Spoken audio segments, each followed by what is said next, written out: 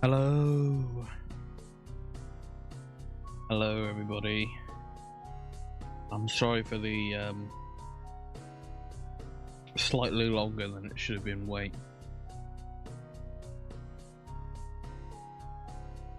Just make sure I'm all calibrated and such and such and such.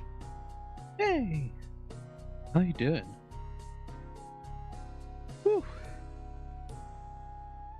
Been a pretty good day for me.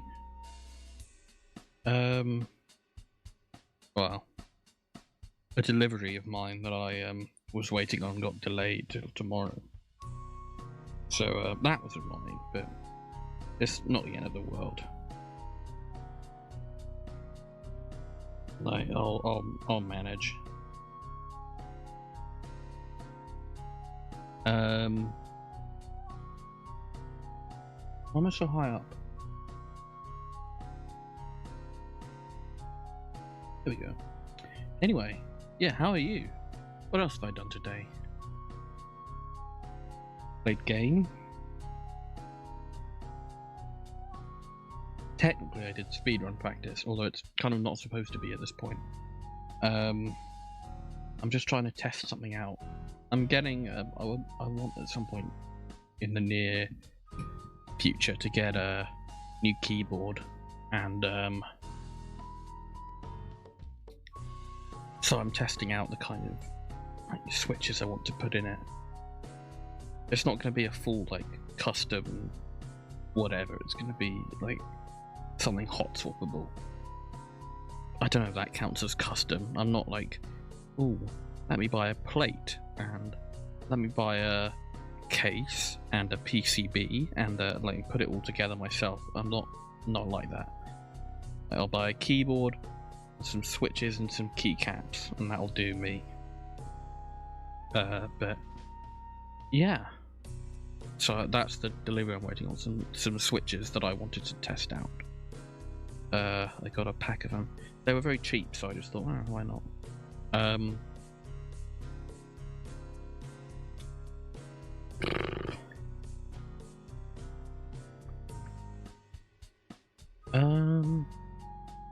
But otherwise, I mean, I've been chatting with friends. I've been looking at houses. I don't think anyone's particularly in the running to buy a house right now, but sometimes my friends and I just end up looking at houses that are available on online listings and laughing at some of the strange ones. So yeah, today in the order of content is how it's made React Andy, which, you know, I thought I'd take it easy tonight with some React Andy. So yeah, and I like how it's made. I love that kind of factory stuff. So I do. I say a lot. I'm sorry. I feel like I can't think of the next thing I'm gonna say very quickly, very easily, especially when I'm live. It's not particularly easy, because there's, even though it's like it's not like stressful, but there is that element of, you know, it's a bit like being on a stage, and people are watching. So, but yeah, today is React Andy. There's a Science Channel playlist of how it's made videos. It's 294 videos long. And the cocoa beans that I led with, they're actually the second one, so not too far down, although this first one is quite a long video from the looks of things. How it's made class and championship rings. Just before we get going, I wanted to point out the subgoal with this new fancy command, where I will get a new emote. It'll probably be it'll be either a WoW emote, like Pog, but less Twitch humor. I'm not the biggest Twitch humor person in the world, to be honest. Used to be bigger on it, not so much now. I've grown up and grown old and jaded. But It'll be either one of those, or it'll be like a yay emote or a cheer emote. Because I think that'd be nice for people to have. But I also want to, yeah, I'll be playing Hollow Knight as well, which is a game that I've been meaning to play for a very, very long time now. Probably since it came out. But you know, well, I get sidetracked a lot. I get sidetracked very easily. I have a lot of games that I think, oh, I should play this, and then I add it to a wish list, or I buy it, and then I just don't play it for however long. So yeah, but I will be going through that once I hit 15 subs, and I imagine that it should be good, because I've got a lot of friends who like it, and hopefully that will be helpful. Ooh, I don't know. It would be nice to be able to connect with them about Hollow Knight. Talk to them about it, you know. I like talking with friends about the games I play. 1 second, because I realised I forgot to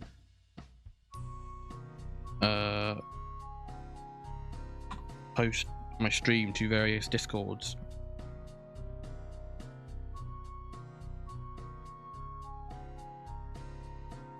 It did go to my own Discord though, didn't it?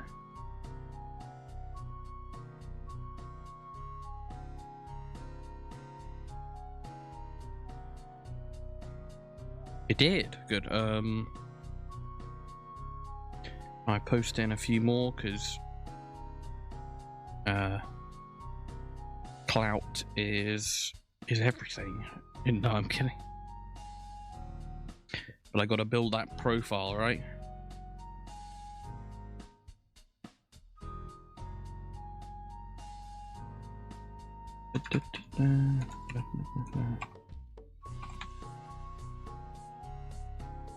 No. Excellent. So there's one.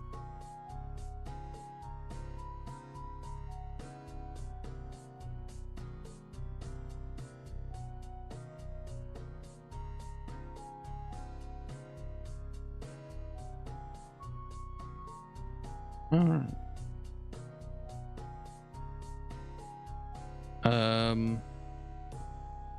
Did I just post to here? No, I didn't. There you go.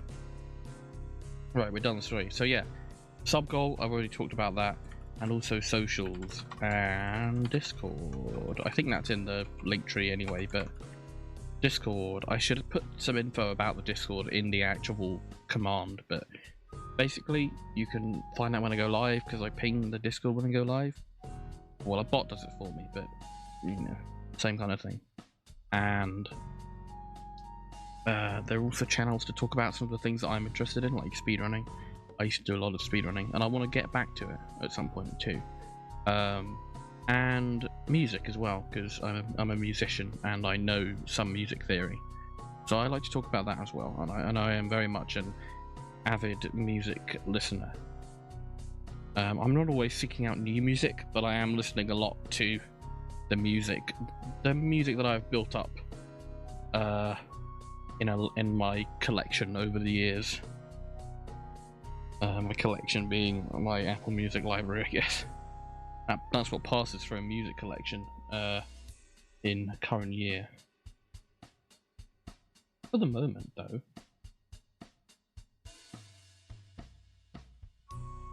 let's do some learning. Yeah. Okay. So the first one is how it's made class and championship rings. I'll just do the volume balancing.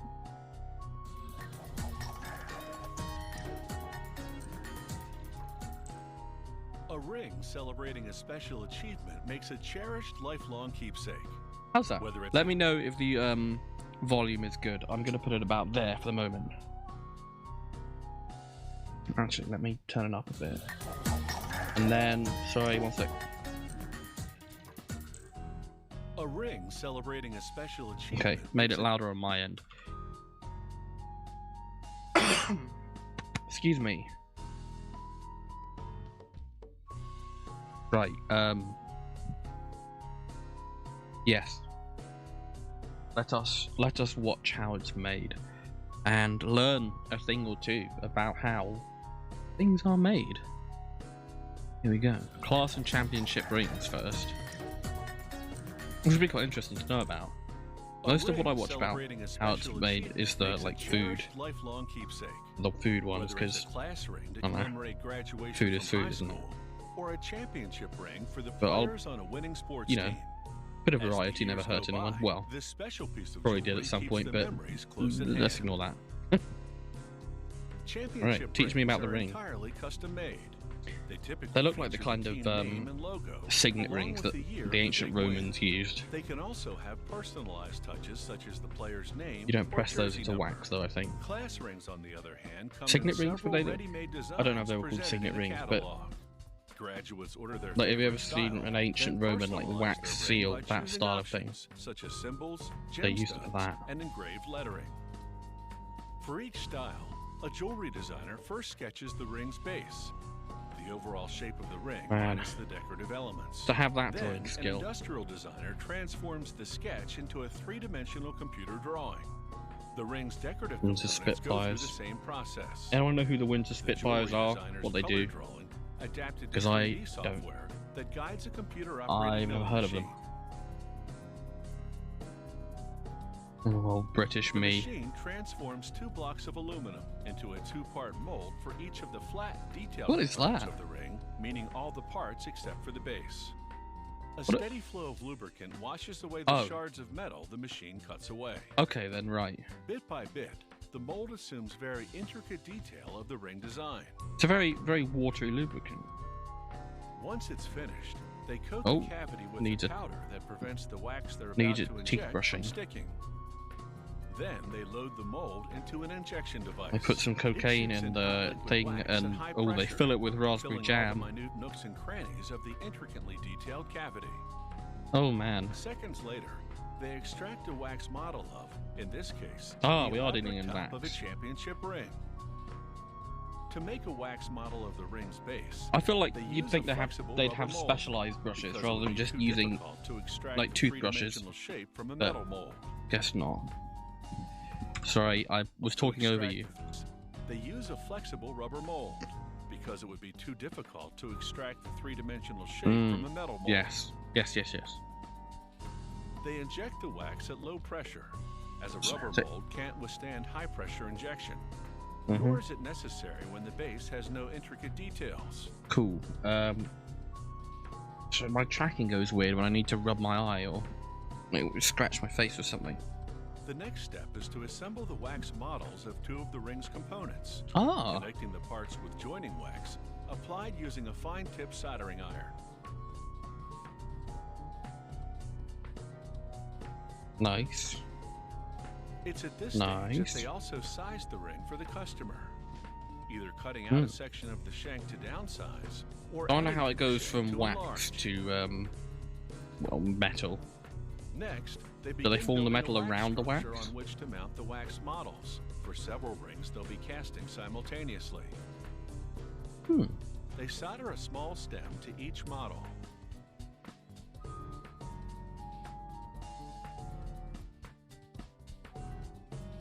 Then connect each stem to a large wax rod. Ah.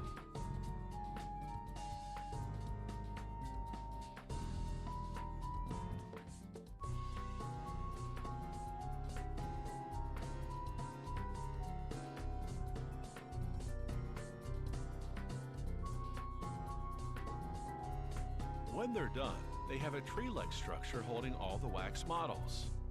Cool. They solder this structure to a rubber base.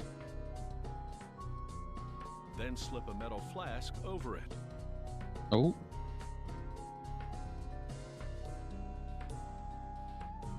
Ah. Next, they mix up some plaster, blending it A for lot of good cocaine half used in hour ring under a making. vacuum to remove all the air bubbles.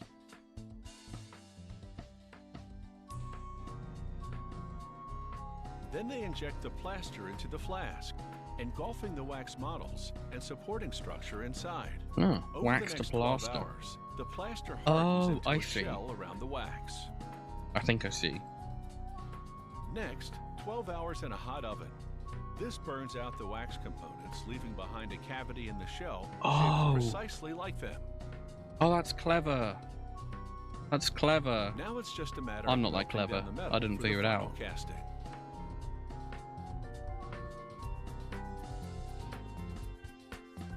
What are they? What are you like? What are they? What are they going in there for? What is that? You got some little ball bearings, but what? Just like, I don't know, spare metal you had lying around, just like in it goes. Like, okay. The technique of using a wax model to create a mold is known as the lost wax process. This company uses the plaster shell as a mold to cast rings in 3 types of metal: gold, sterling silver, and stainless steel. Regardless of the metal, the ring favorite metals, personally. is the same. In just minutes, the induction furnace has heated the metal, in this case gold, to the required molten state. They carefully pour it into the plaster shell. Gold flows down channels and into cavities left when the wax burnt out. It almost looks translucent Once when the it's gold cools heated like and that. solidifies, Once the gold cools and solidifies, they submerge Not the the shell cleanest in cool drop. water. This Guess it doesn't instantly matter. dissolves the hot plaster, releasing the cast piece. Everything that was once modeled in wax is now replicated in gold. They cut the ring components off the structure, then remelt the structure to reuse the gold. I mean, it's gold, right? It's fairly There's still malleable. a remnant of the structure on each ring component, so Fairly they grind it pliable. off.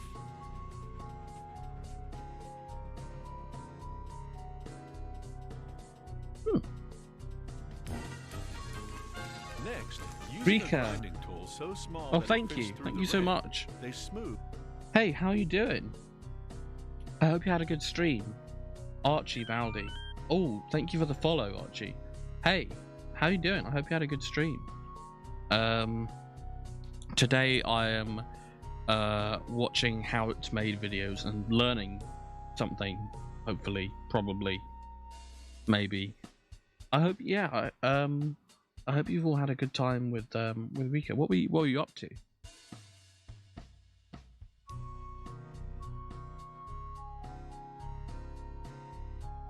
Oh.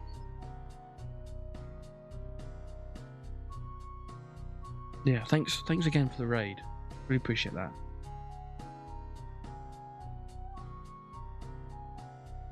Singing. Yeah. I've heard her singing, but she's very, very good. I need to actually check out the stream, but I mean, I guess I was busy now, wasn't I? Operation Tango. Ooh. Oh, okay. Let me check if I can remember what Operation Tango is. Have I seen this before? I'm not sure.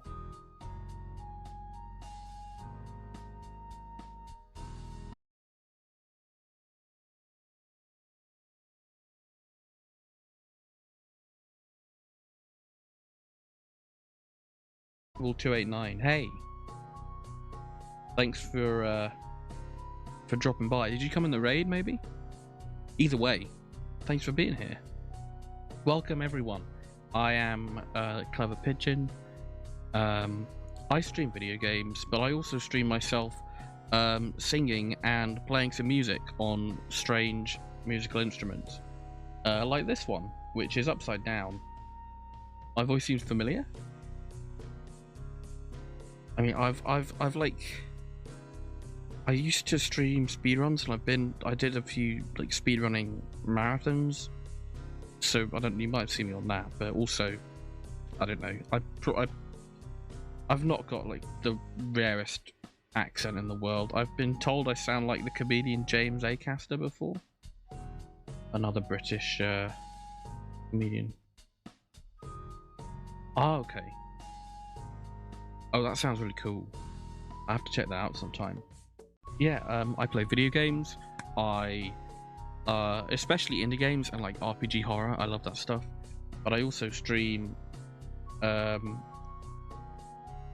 like the chord bot, and I've got some other instrument. I've got another instrument that I want to stream called the Q chord. Q chord. There you go.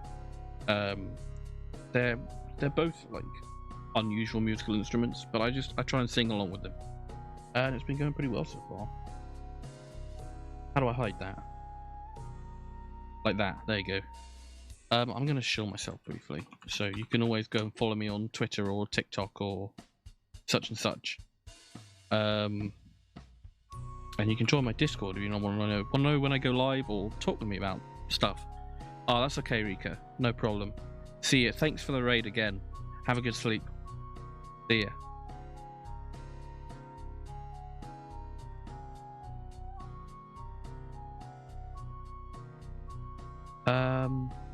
Hannibal. Yeah, with the raid. I like the atmosphere here. We'll hang out a bit. Also, sorry for my English. I haven't wrote it in a while. That's fine. That's fine. Your English is perfectly great. Perfectly good. It's better than mine at the moment. No, your English is fine. And thank you for sticking around. Thank you all. Yes. Shall we learn how rings are made? So currently, what we've learned is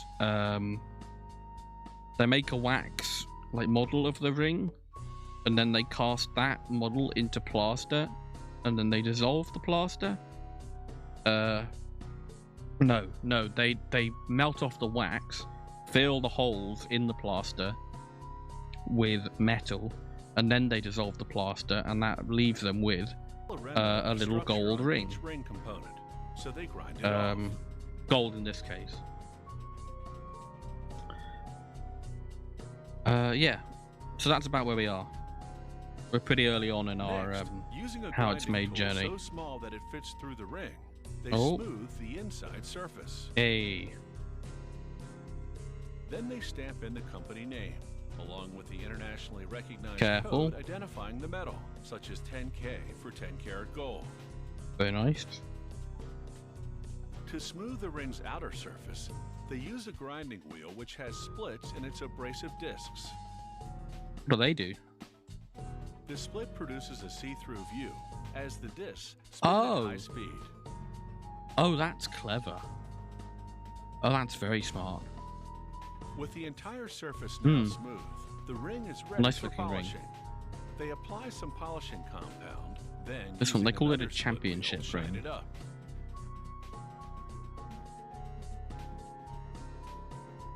Next, the top of the ring goes to the stone setting department, where using a fine rotary tool, a specialist contours each set to fit the gemstone's pointed base. No, well, like by RPG horror, I mean like RPG maker stuff. So, if you've ever heard of Ebe or The Witch's House or Omori, which are some of those, they're some of the most well-known and popular RPG maker horror games. Stuff like that. I've played a few others as well. I want to keep playing some more of them. Next, he sets Mad Father, maybe, is another one. He presses Little diamonds. into place. It's a nice looking ring. Metal inward I think it's a sports team. Down.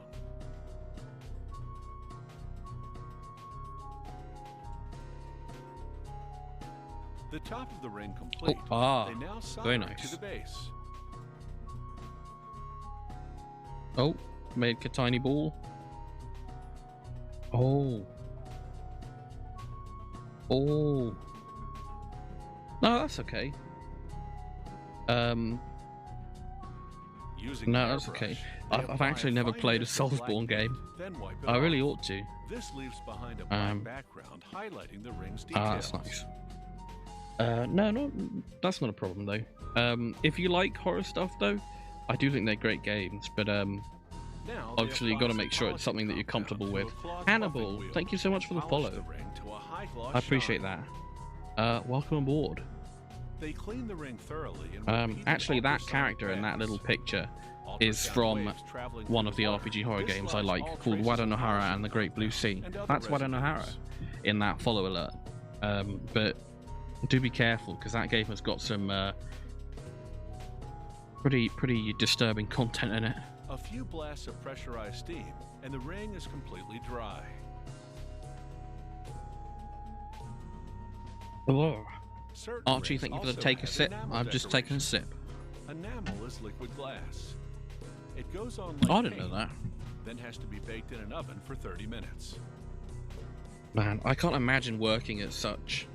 Ah, cool, yeah.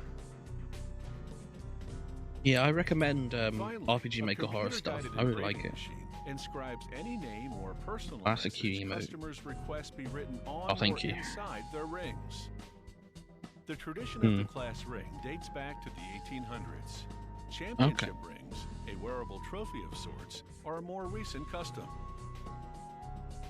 Both make a proud and triumphant Yeah, but I can't fashion imagine statement. working at such small scale. I feel like my hands would be way too shaky. I get so nervous that my hands are going to shake that they like start shaking. Chocolate coins. What's the next one? Well, I know what the next one is. But yeah, it's a nice ring. But what? Windsor Spitfires was it? Or a more recent custom. I don't know who. Well, I'll find out. Who are the Windsor Spitfires? They're an ice hockey team. Ah, are we dealing with Canada? Yes. The Windsor Spitfires are a Canadian junior ice hockey team in the Ontario Hockey League. The team is based in Windsor, Ontario, Canada.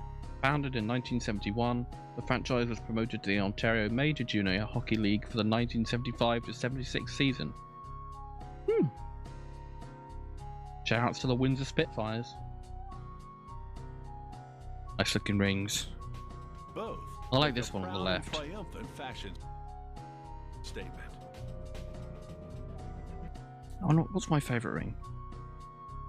This one's quite nice, to be honest. Quite elegant. Ah, cool. No worries. Thanks for dropping by. Well, coming by on the raid. And thanks for the follow. Yeah. I hope you have a good nap. See you around.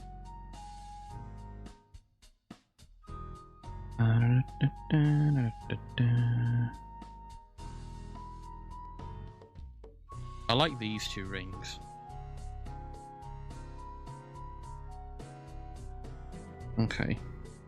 Right. We'll move on to the next one, which I remember is cocoa beans. Which is handy, because... Oh, why is this one so much louder? Cocoa beans are the primary raw material for So I've making seen chocolate. how it's made They on come from chocolate, the but I fruit haven't of seen the cocoa cocoa tree, beans one. native to Central and South And America.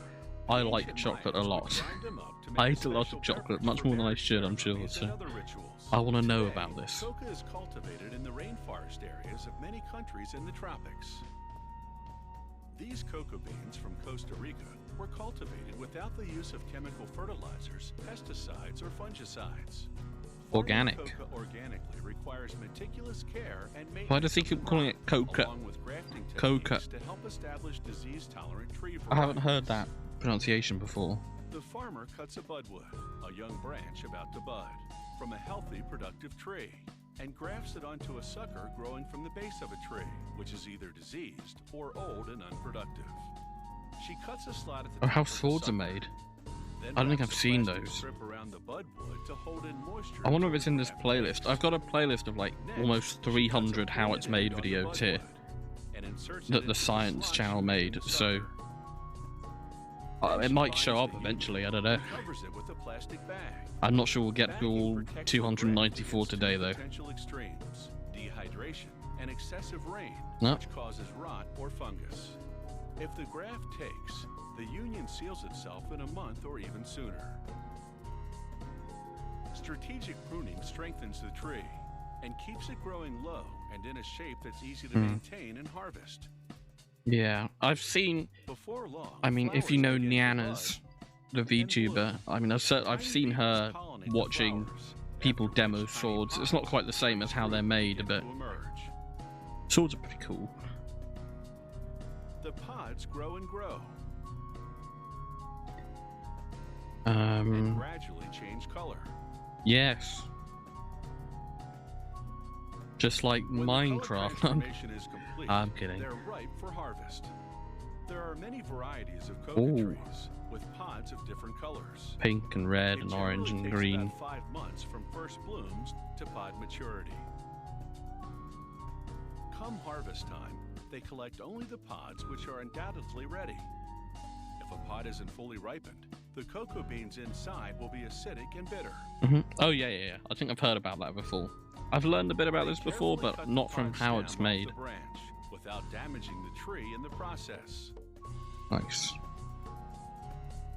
A lot of pliers involved in both ring production and cocoa farming. The rind is a little over an inch thick. It's rough and bumpy. I've heard that the pulp of the fruit is very sweet and quite nice. Inside. The fruit is made up of a sweet edible pulp, encasing 30 to 50 large white seeds. These are the cocoa beans. I wouldn't mind trying it at some point, but... Oh, okay. The beans Oh, and Rika. pulp go to the Hey, fair enough. fermentation area. Whatever works for you, Workers you know. lay them in boxes or heaps and cover them for 4 to 6 days. Rika's cool. I'd say if the only VTuber you know is Rika, you know, pretty good VTuber to know. Kicks in. The natural sugars interact with oxygen. The pulp slowly breaks down, liquefies, and drains away. The color and chemical composition of the beans change, and they become less acidic and develop a chocolatey taste. The next step is to dry the beans. Oh yeah, I've seen this. Workers spread them out on big trays and lay them out in the sun. You've got to dry them. Do they ferment at this point? Are you going to ferment them?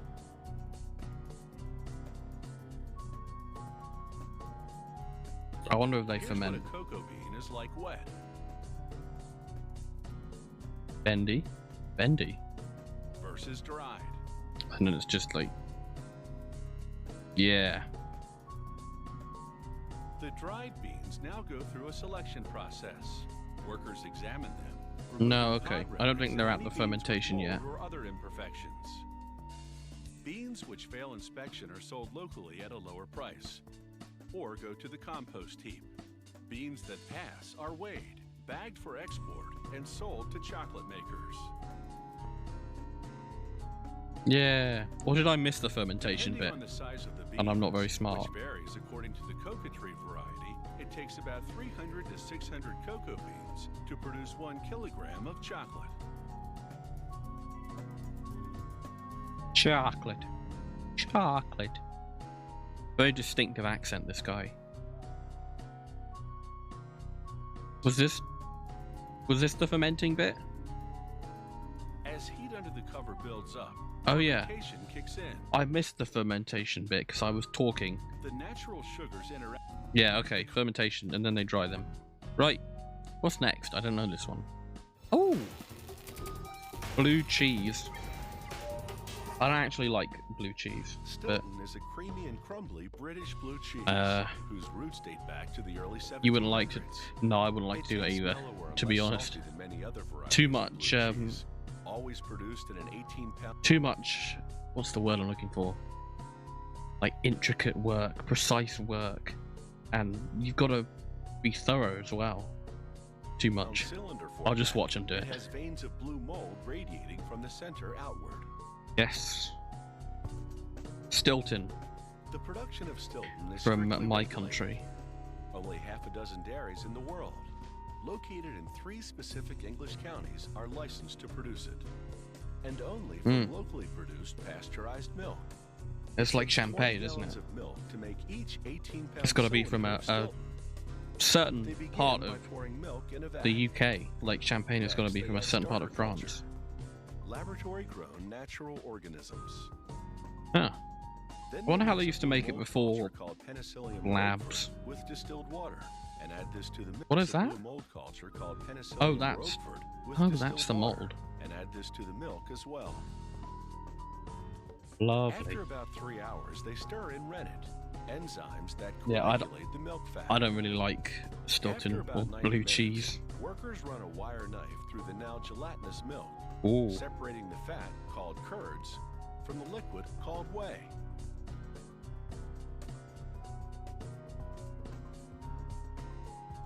Oh, okay, Then, yeah. overnight, Fair enough. they drain Fair the enough. whey out of the bottom of the vat. Maybe Next morning, I don't the know. firm curds Maybe go I could through a get mill, used to which breaks blue them up cheese, into a but crumbly consistency. I don't know if I can get past the Workers mold lay in out it. portions of 24 pounds, I know it's like each of which not will become an unhealthy mold. 18-pound It's not going to cylinder kill of you. cheese. After adding But I salt, can't say I like the company idea of won't eating disclose mold. just how much. 2 workers gently hand mix the portion. 2 different mixing styles blending the ingredients more thoroughly than one. Then they funnel each portion into a cylindrical plastic cheese mold called a hoop. Ooh. The curd The still cheese contain hoop. whey, so workers stack the hoops for 5 days. Oh, is all the whey gonna run out? Cheeses are pressed to drain the whey, not Stilton. Oh. Here, gravity does the job. Yeah, there we go. The cheese drains under its own weight. Workers flip the hoop once daily to drain through both the top and bottom. Smart, smart. After 5 days, they remove the hoop. The cheese The taste. now drier Fair stands enough, on its yes. own. While with a knife, they perform a critical procedure called rubbing up. They rub Called the what? entire surface with a flat blade, sealing all the holes Oh, so I that see. air can't penetrate and cause premature internal mold growth. Not mold yet. Mold comes later. Okay, yeah. Fair enough. I'm not a Now, huge the fan cheese of goes onto a really bitter stillage, things. a type of trolley, and begins its journey through the Which is a shame. I'd climate-controlled like to gluing eat rooms, more named for the color dark of the chocolate, internal mold 'cause growth, which occurs I there. don't know. I'd like to eat more Workers flip the posh cheese chocolate, daily gourmet to chocolate, prevent but its cylindrical I shape can't really from deal with distorting dark under chocolate. its It's own too weight. bitter. Within a My week to taste 10 is too days, commercial. grayish white, sometimes orange, naturally Hey, occurring so I'm gonna- growth, which occurs there. Controlled blue. Did you onto put a the mold in? stillage. I don't know. The color of the internal to prevent its cylindrical They put the shape mold from in. There we distorting go. Under its own weight. Within a week to 10 days, Yep. grayish white, sometimes orange, naturally occurring mold begins growing on the outside. And from that point on, when the cheese acquires a certain amount of mold, they move it to the next level room, then to the We next go. one, and so Oh, on. right. They At organise about it the by 5-week mark, mold they mount percentage. the cheese on the turntable of a piercing machine. With each press of a foot pedal, the turntable rotates slightly, and long stainless steel And needles what's pierce going the on? cheese. Oh, ow. That looks like a torture device. These tiny holes permit oxygen to enter. Ah. And kickstart the penicillian Roquefort blue mold culture that the dairy put in the milk earlier on. Before long, blue mold it is gradually time- grows from the center of the cheese outward. Time to grow the mold inside the cheese. To monitor the extent of Take the a blue mold core growth, of cheese. the dairy's cheese Like checking the graters age of draw a tree. samples using a tool called a cheese iron. A cheese iron. Fair enough. The iron reaches all the way to the core of the cylinder. When the Oh, sample yeah, there you shows go. that the bluing runs right through, the cheese is ready, more or less. More or less. What comes next? The timing's actually a bit tricky. Stilton is a relatively young cheese, best eaten between 12 and 14 weeks. The dairy does its best to coordinate shipping so that the cheese is at its optimum quality when it reaches the customer. Oh, I see. Therefore, it They wanna ships ship 8 it or at the 9 right week time. old cheese to local stores and 7-week-old cheese to international customers, so that Ah. the Blue Stilton will be an ideal 8 or 9 weeks of age when it arrives at its destination. Yeah. That's how I felt watching the cocoa beans one. I suppose I wouldn't mind some cheese.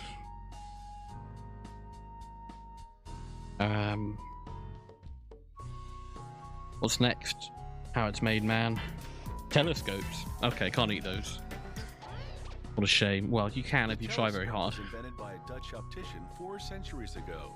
Before that, it was believed the Earth was the center of everything.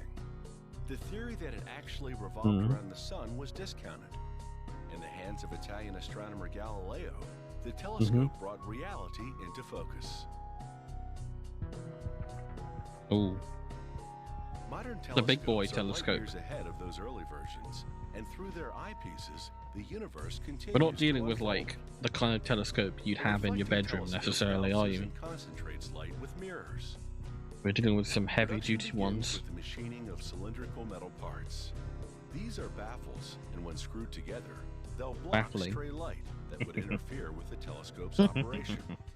More tools transform a solid aluminum disc into a ring with spokes. This part, called the spider, is a framework for supporting the telescope's secondary mirror. After coating the metal parts with a protective oxide, They plunge them into a vat of black dye. The dye soaks into the oxidized pores and seals the surface of the parts. Is it all on a rack or something? Next, this molded disc of thick, low-expansion glass will become the telescope's primary mirror. A diamond-edged tool rotates on a calculated tilt to make the glass slightly concave. To improve the concave profile, a worker coats the glass with abrasive. He adds a weight to a precisely curved cast iron disc and spins it. The weighted iron disc bears down on the abrasive-coated glass to fine-tune its curvature. A worker then examines the finely ground surface for scratches. And using a calibrated gauge, he measures the radius of the disc to confirm that the concave profile is precisely what it needs to be. The glass gotta be precise, spins, while a cylindrical cutter aims dead center to cut out a hole. This center hole is sized to accommodate the baffles we saw earlier, and it will also enable the mirror to be held securely in the telescope. Next, the glass disc oscillates as an automated tool rubs a compound against it to polish it. Yeah, you want to get it see-through again, of course. The worker then applies some of the compound onto a polishing disc and works the surface of the glass got a lot of against it discs. repeatedly. This hand polishing improves the surface considerably. In the laboratory, a technician compares the primary mirror glass to a night grid vision goggles to verify that the dimensions are accurate. He aims a laser at the glass. A computer analyzes this is the cool. reflected light. If the angle is off by 1/1000th of the width of a hair, the telescope's image could be blurry. The glass is now ready for its mirror finish. They lock it face down in a vacuum chamber. They add small amounts of titanium oxide, silicon monoxide, and aluminum. Oh wow. They close the chamber, tightly encasing the contents, and then pump out most of the air, creating a partial vacuum inside. It's amazing that we've managed to make machines that can be as precise as they are. I feel like onto the now rotating glass disc. Like you can just let the machine do the work to give it a serious cleaning. for something that's so titanium and silicon precise. I can't think of another word. Atoms can look at that on the surface of the glass to form a glossy mirror surface. It takes just minutes for this highly reflective coating to be applied. This telescope mirror is now ready to reflect light from the stars and planets in the sky. Next, a technician screws lenses into the metal housing for the primary mirror. He adds a mount mechanism for the eyepiece, complete with knobs for focusing. He flips over the assembly and slides that precision-made mirror onto the housing. A cork ring cushions the mirror so a retaining ring can be installed without a scratch. The telescope's primary mirror is now secured to the housing. He pieces together the three-part baffle, then screws it to the lens holder protruding from the center of the telescope mirror. He joins the baffle and mirror assembly to the telescope tube. The tube has already been equipped with a secondary mirror that will bounce reflected images from the primary mirror back for magnification and viewing. It's taken about 6 weeks to build this telescope. Oh wow. And now it's ready to help unravel the mysteries of the universe. Very cool. I wish I had a big telescope like that. Look up into the sky. How it's made awnings. I don't actually considered how these are made. Learn something new every day. The awnings usually marks the rollout of patio season. It's a long tradition, one that actually awnings to me, they remind me of Super Mario Sunshine. From the hot sun under like bouncing on them in Delfino Plaza. Mean there's always something new under the sun. With modern mechanisms, unfolding an awning has never been easier. This manual crank system is designed for a smooth rollout. And for extra convenience, there are motorized awnings, operated by remote control. Cool. Production begins with the fabric, which comes in a range of weather-resistant synthetics.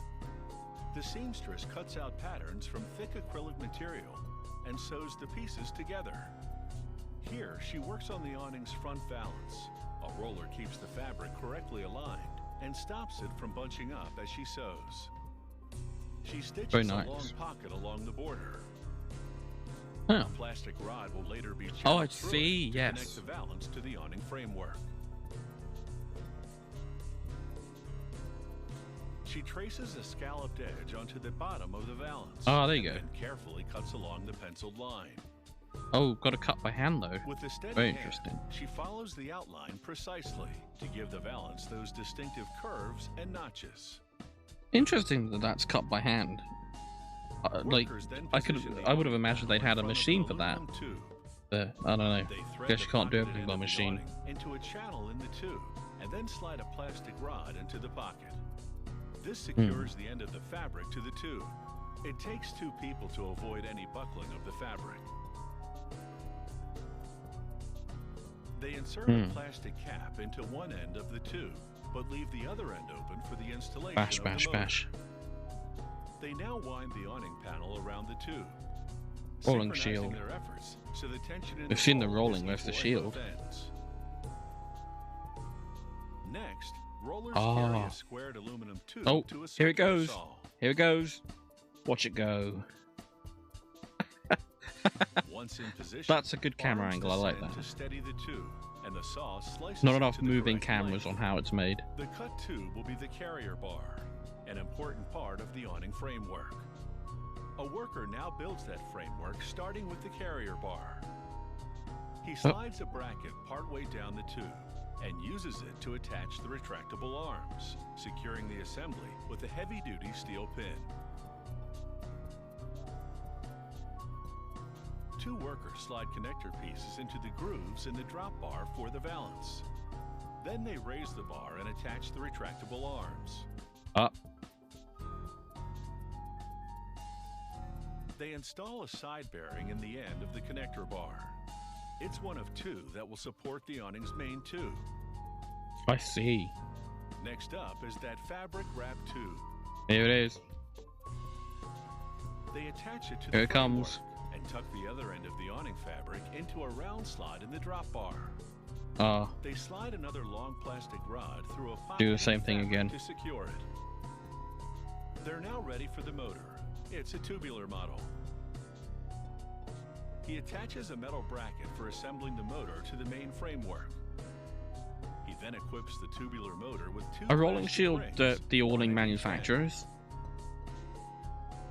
Powered by the motor, It seems these like rings will that's the name of the revolve to company open that and makes close them. the awning. Oh, you got a remote. A test confirms that it's fully operational. Excellent.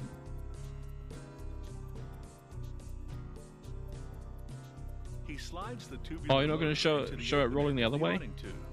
I want to see that the third button works. What if the third button doesn't work? He attaches the second side bearing to the metal bracket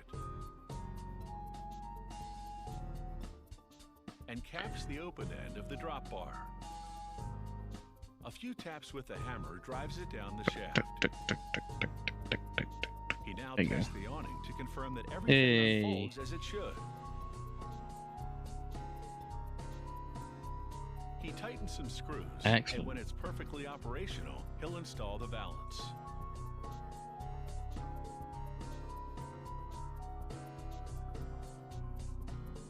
It takes about an hour to manufacture a motorized awning, An hour? Not bad. and Hey. it should supply about a decade of shade. Very nice. Ready for Mario to bounce on.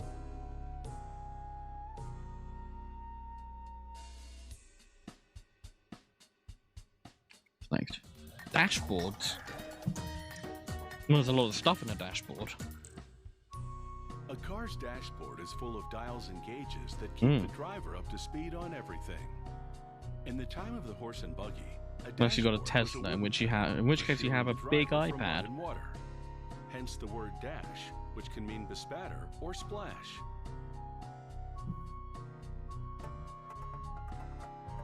Right.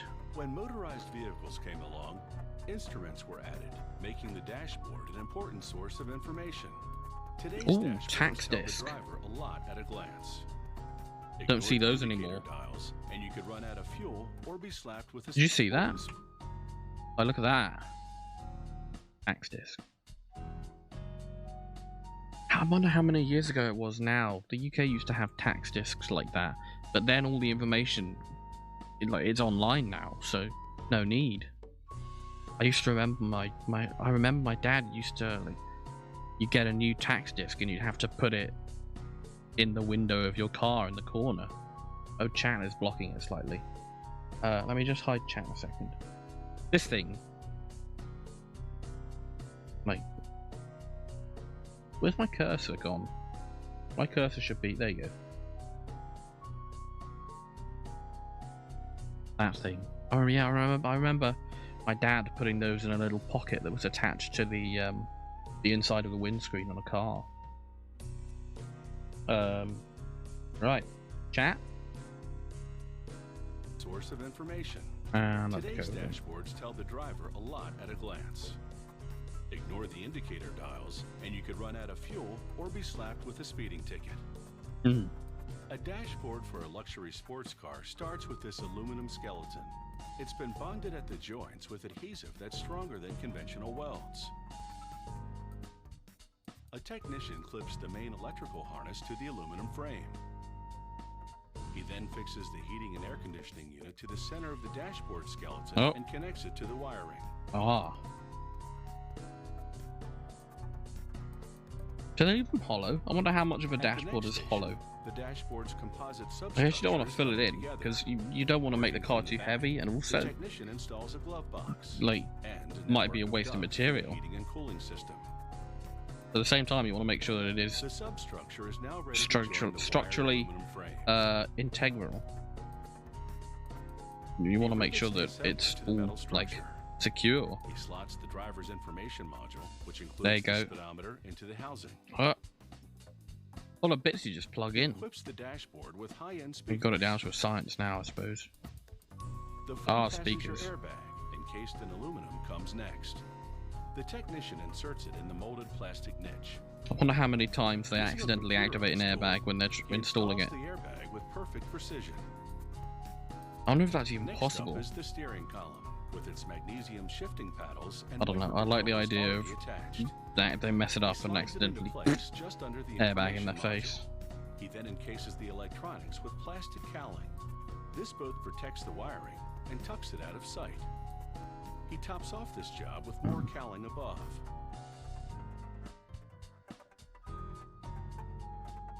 He adds a hand-stitched leather surround to the dashboard center console. He inserts the center stack, which contains the radio, other audio equipment, and temperature control mechanisms. More leather adds a luxurious look, look at that, and feel to the cabin. The next the big assembles buttons. push-button controls for shifting gears. I like those buttons. He installs satisfying to press fascia through the back to avoid damaging the glossy finish on the front. He inserts vents for air conditioning and heating above the gear shift controls. Don't say it. Don't make the joke. I know he said vent. Shh, calm down, Pigeon. You don't have to. I'm a child. Assembly. The satellite navigation system gets the top spot, which will put it within easy eye shot once installed. Eddie, you got a car? I don't have a car. I don't know how to drive. With the sub-assembly almost complete, never really needed to learn. Not in my life at the moment. A chrome and glass casing for the starter. There you go. He slides it into place, and the unit is now ready for the dashboard. All right, off you go. Plug it all in, like making a PC. And installs the gadget-filled I guess it is in a way. The center stack. Presumably there's some kind of computational system running stuff. Encases the rest of the dashboard in leather paneling. There you go. This particular panel has a built-in split, so it will part if the airbag deploys. Oh yes, yes. Next, smart. A technician downloads computer software for all there you go. In the dashboard. Oh, that looks like a nice remote control. To the appropriate settings. Make sure it's all working. Very nice. Confirming that every instrument and control works perfectly. Gotta make sure it does work, haven't you? This dashboard now joins all the others, ready to take their place in the front of a luxury sports car. Oh, Aston Martin. A modern dashboard can define a car's interior space Very and suave. add serious gadget appeal. For example, there you go. This car uses a distinctive steel and crystal key for the engine ignition. When the key slot glows red, there's power. It's time to press a few buttons and see what pops up, like this speaker, for example. Ooh. Swanky. With a high-tech luxury dashboard, a driver can really travel in style. Nice one.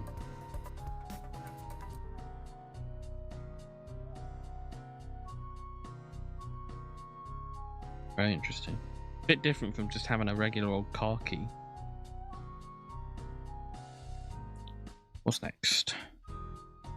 Pedal cars.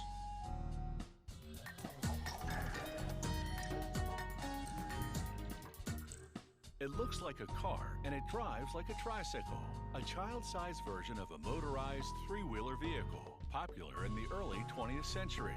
Instead of gas, pedal power propels this replica forward. Based on actual vehicles, a wave of nostalgia has put pedal cars on the road to a comeback. That's a tiny one. Yeah, there you go. There's a big one. Pedal car is a snazzy Why didn't you, like, with a sleek get an actual metal one in your body showroom and real rubber tires. instead of the little figure? Highly collectible, owning one is a trip down memory lane. Oh, look at that. I'd quite like to have one of those, actually. Car's wood floor. The worker Looks like a places boat. metal template of the floor under a sheet of ash plywood and transfers the two to a router table.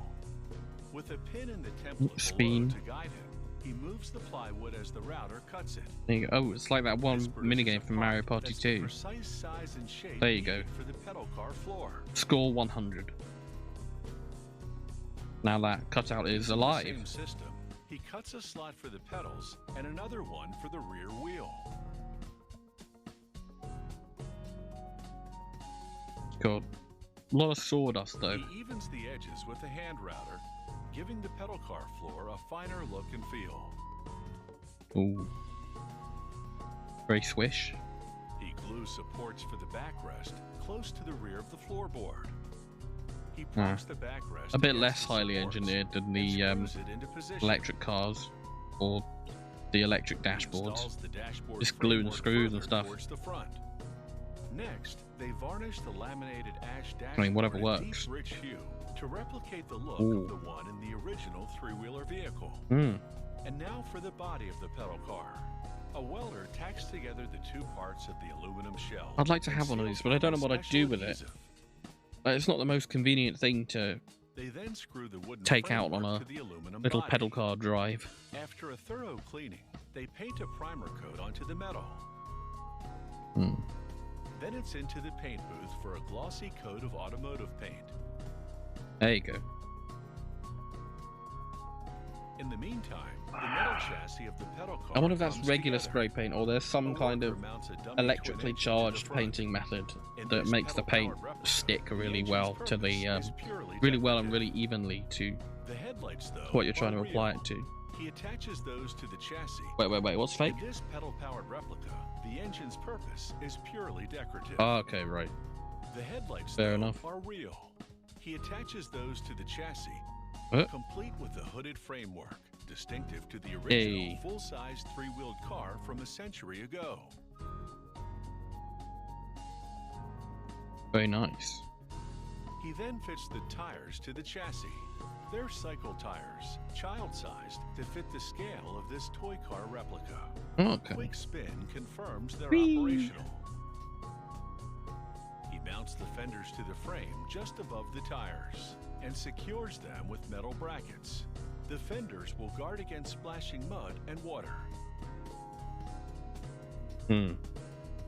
He now transfers the car body to the three-wheeled chassis. He aligns it with fixing points on the chassis and then screws it into place. Next, he hooks up the exhaust pipe. Like the engine. Yeah, it's an that's just a imitation, decoration. but It's it pedal looks powered, real. right? He fits If a it needed an roof exhaust to pipe. the front of the pedal car, just behind the mock engine. Is that actually He slotted in installs a properly? small windshield in front of the pedal Or was car that just glued cockpit. on? What's going on? And now he pops the dashboard, equipped with the speed dial, into place. Ooh. It fits into the pedal car's hooped frame perfectly. How fast can they go? He wires the battery-operated headlights to the dashboard switch. He attaches the handbrake to the side of the cab and runs the braking cables to the rear wheel. Very nice.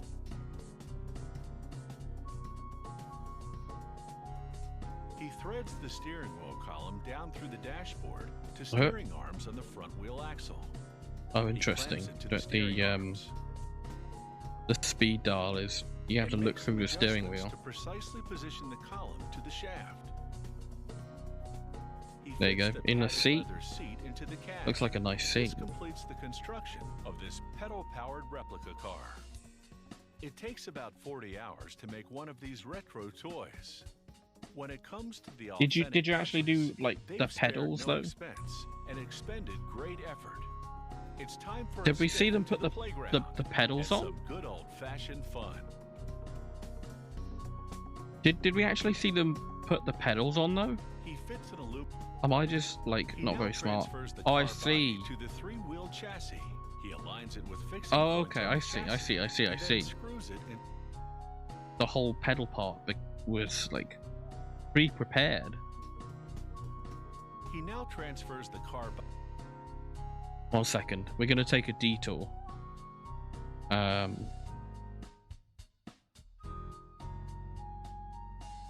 want to look up pedal cars.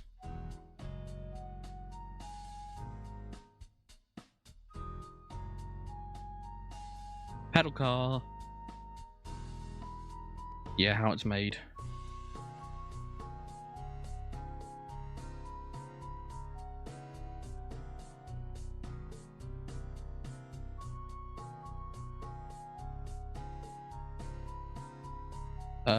Not quite what I'm looking for. Replica, pedal car.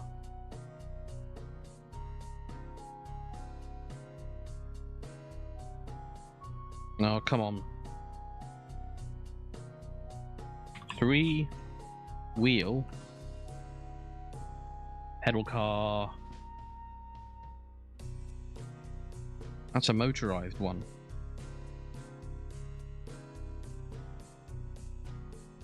This looks like the closest thing I'm gonna find. That's loud.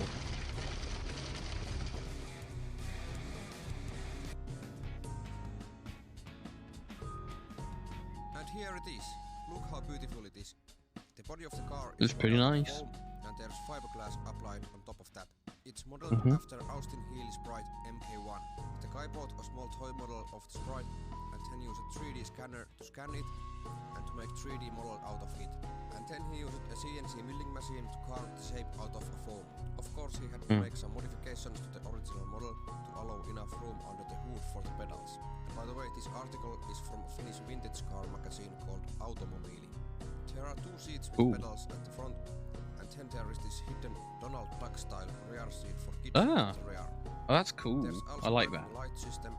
Unfortunately, the battery not the safest in the world, but so I can't show you how do they work. In the dashboard, there is the main switch for the electric assist, the console panel for the electric that's how it's going so radio, fast. Of course, every car should have a radio. The gear shifter, which actually works, but not quite same way than a real car. The throttle lever for the electric assist and brake levers for the front disc brakes. So there is separate levers for left and right brake. And by the way, they are hydraulic brakes. And here under the Finnish accent, I think.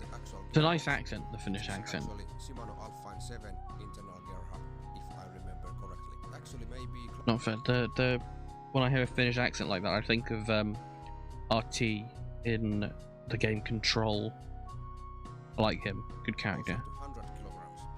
But okay, let's go for a quick test ride. Yeah. The steering wheel can be lifted to the side, so it's easier to Let's get in.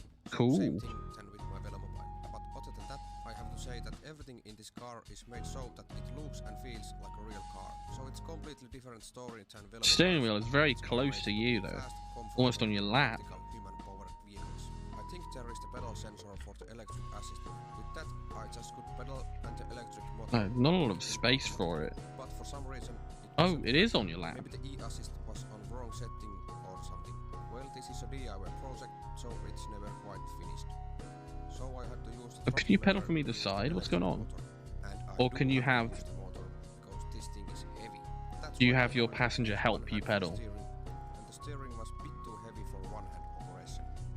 I said, Okay. the gear shifting is working. By moving the stick forward, you get smaller gear, and by moving it backwards, you get bigger gear. The gear shifting operation was a bit tricky because first you had to find the center spot, which was a bit difficult, before you could move it forward. Looks a bit loose. To get to the next gear. But maybe it's different to a car, I suppose. Like this. So the driving experience was a little awkward compared to a velomobile. But this car had one problem. When the speed exceeded walking speed, the front wheel started to wobble like crazy. Oh dear. There were some problems with the steering geometry. Ah. As I said, this is a DIY project, so there is always something to do, and it may never be quite finished. Little DIY one. Cool. I'm gonna head back to how it's made now, but that's cool. I'll have to look up velomobiles that he was talking about. Oh, chocolate coins. I think I've seen this one before. But I mean, I could always do with a refresher tutorial. Is a symbolic treat. In some parts of the world, chocolate coins are stuffed in Christmas stockings to celebrate the charity of St. Nicholas. They're also handed out to Jewish children during the festival of Hanukkah to teach them the value of money and charity.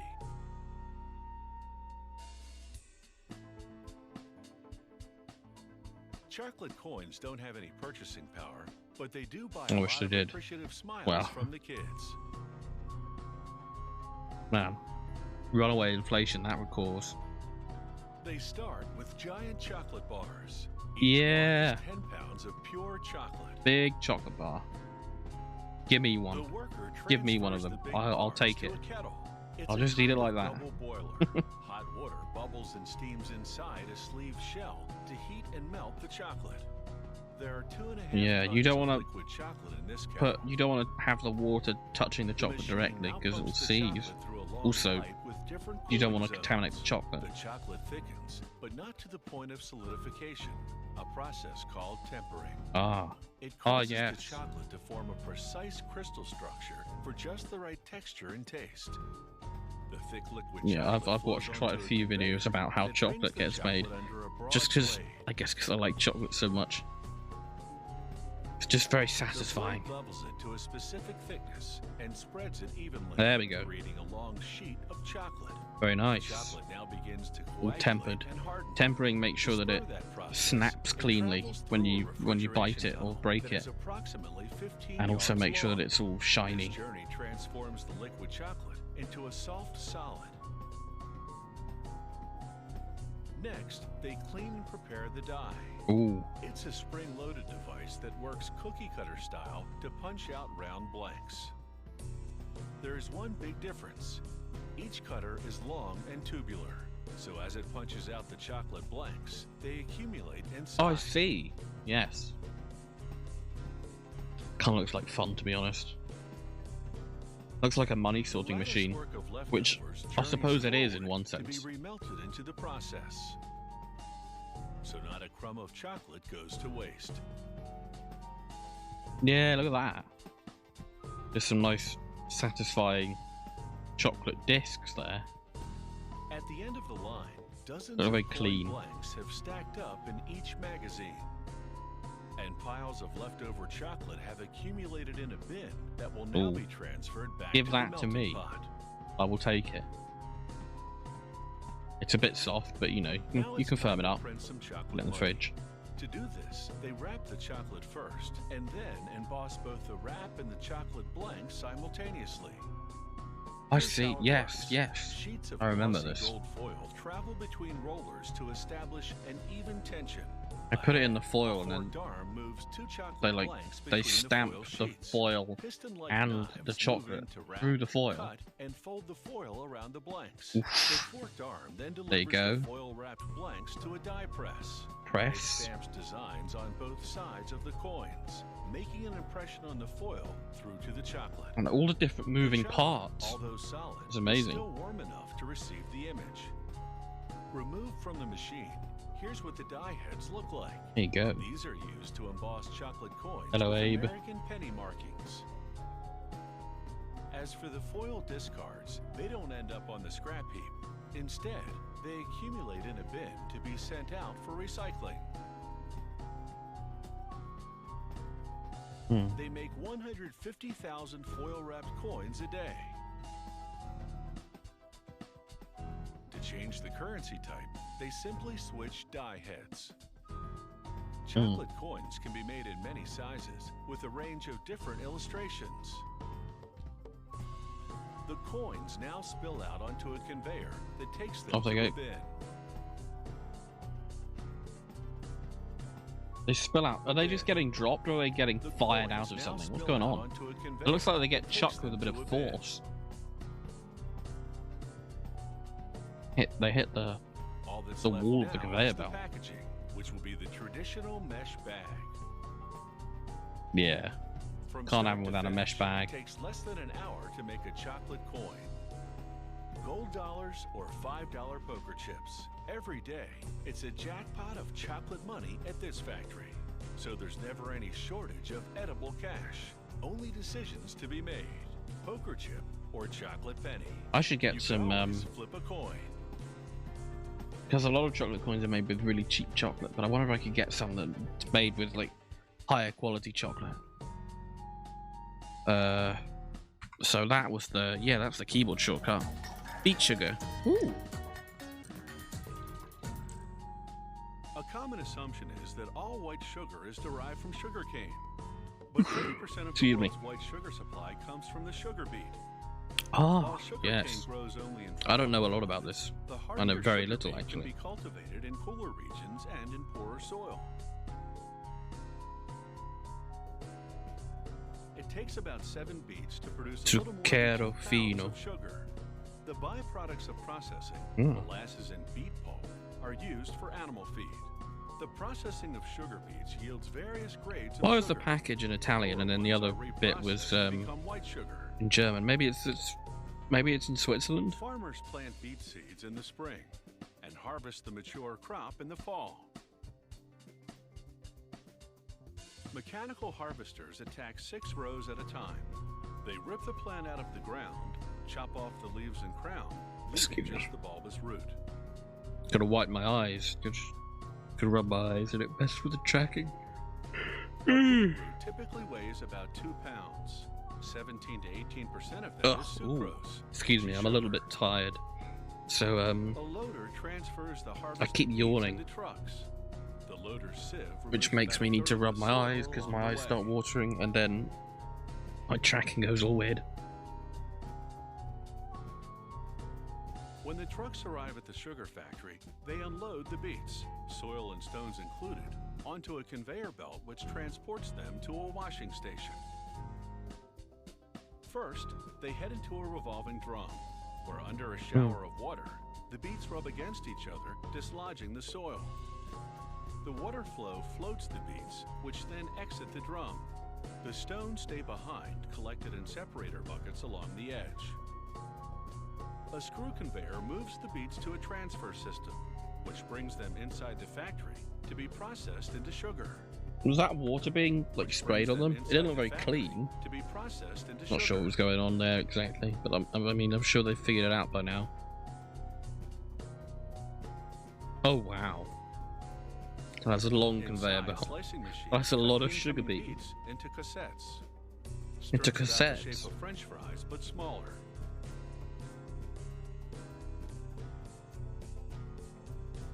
Can I play music? Oh. The cassettes travel on a conveyor belt into a large tank of Like hot hash water, browns, where they but soak for sugar. A few minutes.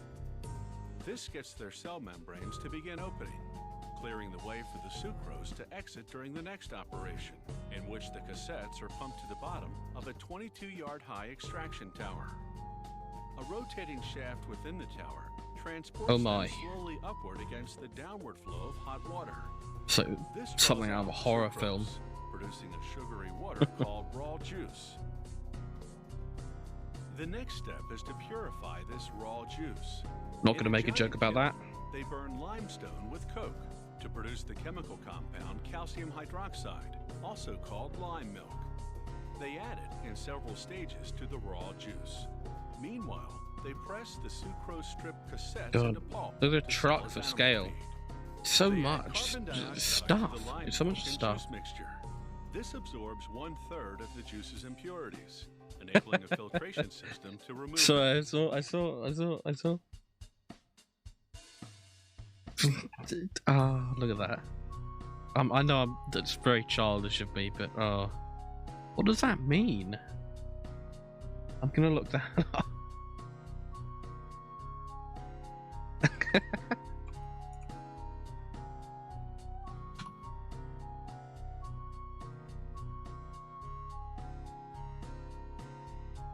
Thick mud. Okay, yeah.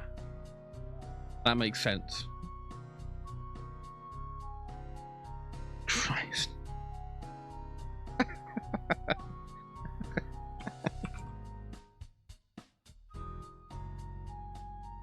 Right. Add carbon Easily amused. dioxide to the lining Easily of the amused I juice am. mixture. This absorbs 1/3 of the juice's impurities, enabling a filtration system to remove them. I'm gonna remember that Raw one. I'm gonna juice remember what the exits as a German for golden thick sugar mud is. solution called thin juice. Ooh. The thin juice then Thick enters a juice 6-step becomes thin juice. evaporation process, which reduces it to a thick And then they syrup-like evaporate. juice. Oh, no, it's thick juice again. From there, they pump it into a 4-phase crystallization system. In Ooh, phase 1, crystals. they heat and add seed Right, crystals. that's what sugar is, I suppose. Identical-sized sugar crystals made separately, using a complex cooling and evaporating process. As the water in the juice evaporates, about half of the sucrose crystallizes, growing the seed crystals. Then a centrifuge machine separates the crystals called refined sugar from the remaining syrup. The syrup goes through this crystallization centrifuge process 3 more times, producing a lesser grade of sugar each time. Ah. The factory dissolves and recrystallizes the lowest 2 grades. The highest grades of sugar go into dryers. On the way, passing through a screening machine. I wonder if you get which molasses separates from any whatever's crystals left, which are too if you large. can. The factory dissolves these crystals, then puts the sugary liquid through the crystallization process again. So in the end, Yeah, this must there be are in 2 grades Switzerland. of beet sugar German and which go Italian. into silos where they're stored. So in the end, there are 2 Salz, grades of beet Zucker, sugar which go into silos where and they're stored Zucchero until it's fino. time to package them for sale as refined sugar Feinsterback and white sugar. Zucker. The boy you know. Alright. Let's build some suspense. I'm not going to skip. Show me the next one. Show me the next one, Science Channel. Come on. Come on, you boys ready for some how it's made. Bandsaws. I don't know what a bandsaw is. From the home workshop to the factory floor, the bandsaw is one of the most popular power tools around.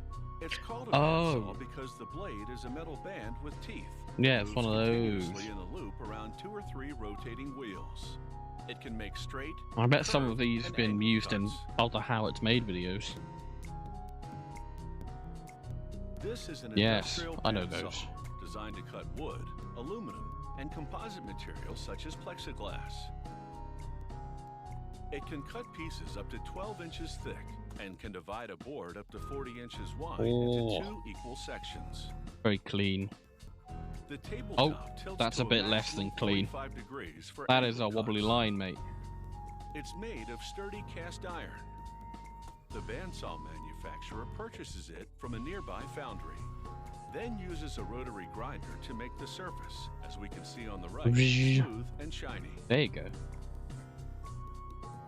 Got that nice One of the spiral saw's key shine components pattern. is this lower bearing case. It links the motor to the lower of 2 cast iron wheels which turn the saw blade. Workers will later mount that lower wheel on one end of the bearing case shaft. Now, on the opposite end of the shaft, they mount the drive pulley. The motor will rotate the drive pulley, turning the shaft, and consequently, the lower wheel on the opposite end, which moves the saw blade looped around the lower and upper wheels. Oh, Those Good. cast Ooh, the iron wheel. wheels, meanwhile, need a rubber edge to ensure the blade moves smoothly and without slipping. Workers position a guide over the first wheel, then slip a rubber band onto the guide. yeah. They coat both the edge of the wheel and the rubber band on the guide with contact cement adhesive. Interesting. What does that do? Then they carefully pull the rubber band off the guide, flip it over, and press the glued side against the glued surface of the wheel. Ooh. Oh. I see. That's like a second layer of... The first wheel now has a rubberized edge. Ah. They repeat the same procedures for the second wheel. 2 layers of rubber, okay. Another department has welded the bandsaw steel cabinet. After the cabinet gets a paint job, workers begin installing the various components. Among them, the support assembly for the upper wheel.